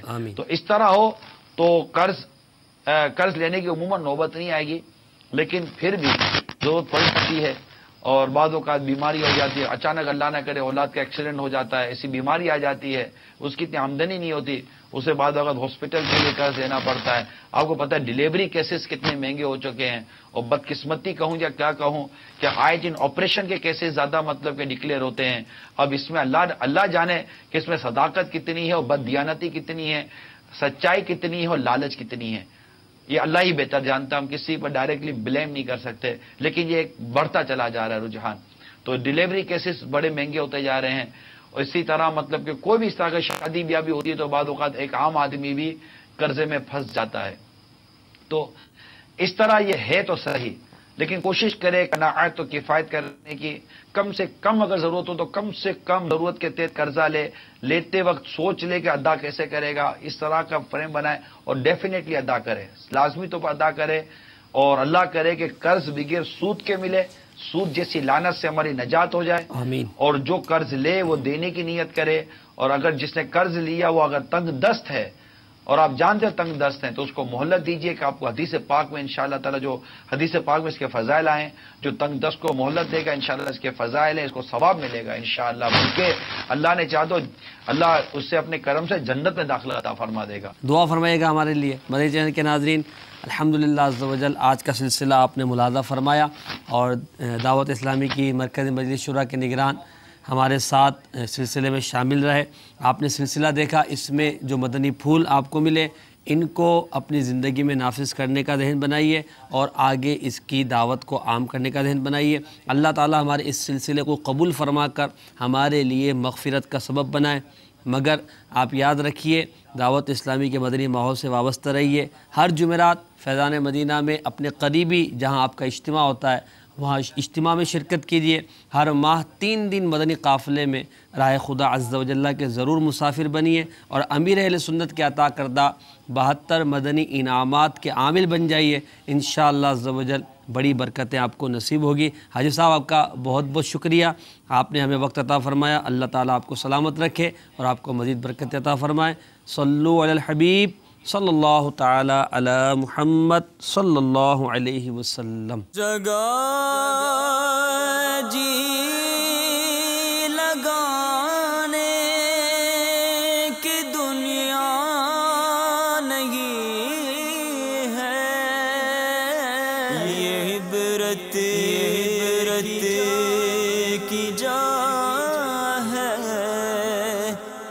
تماشا نہیں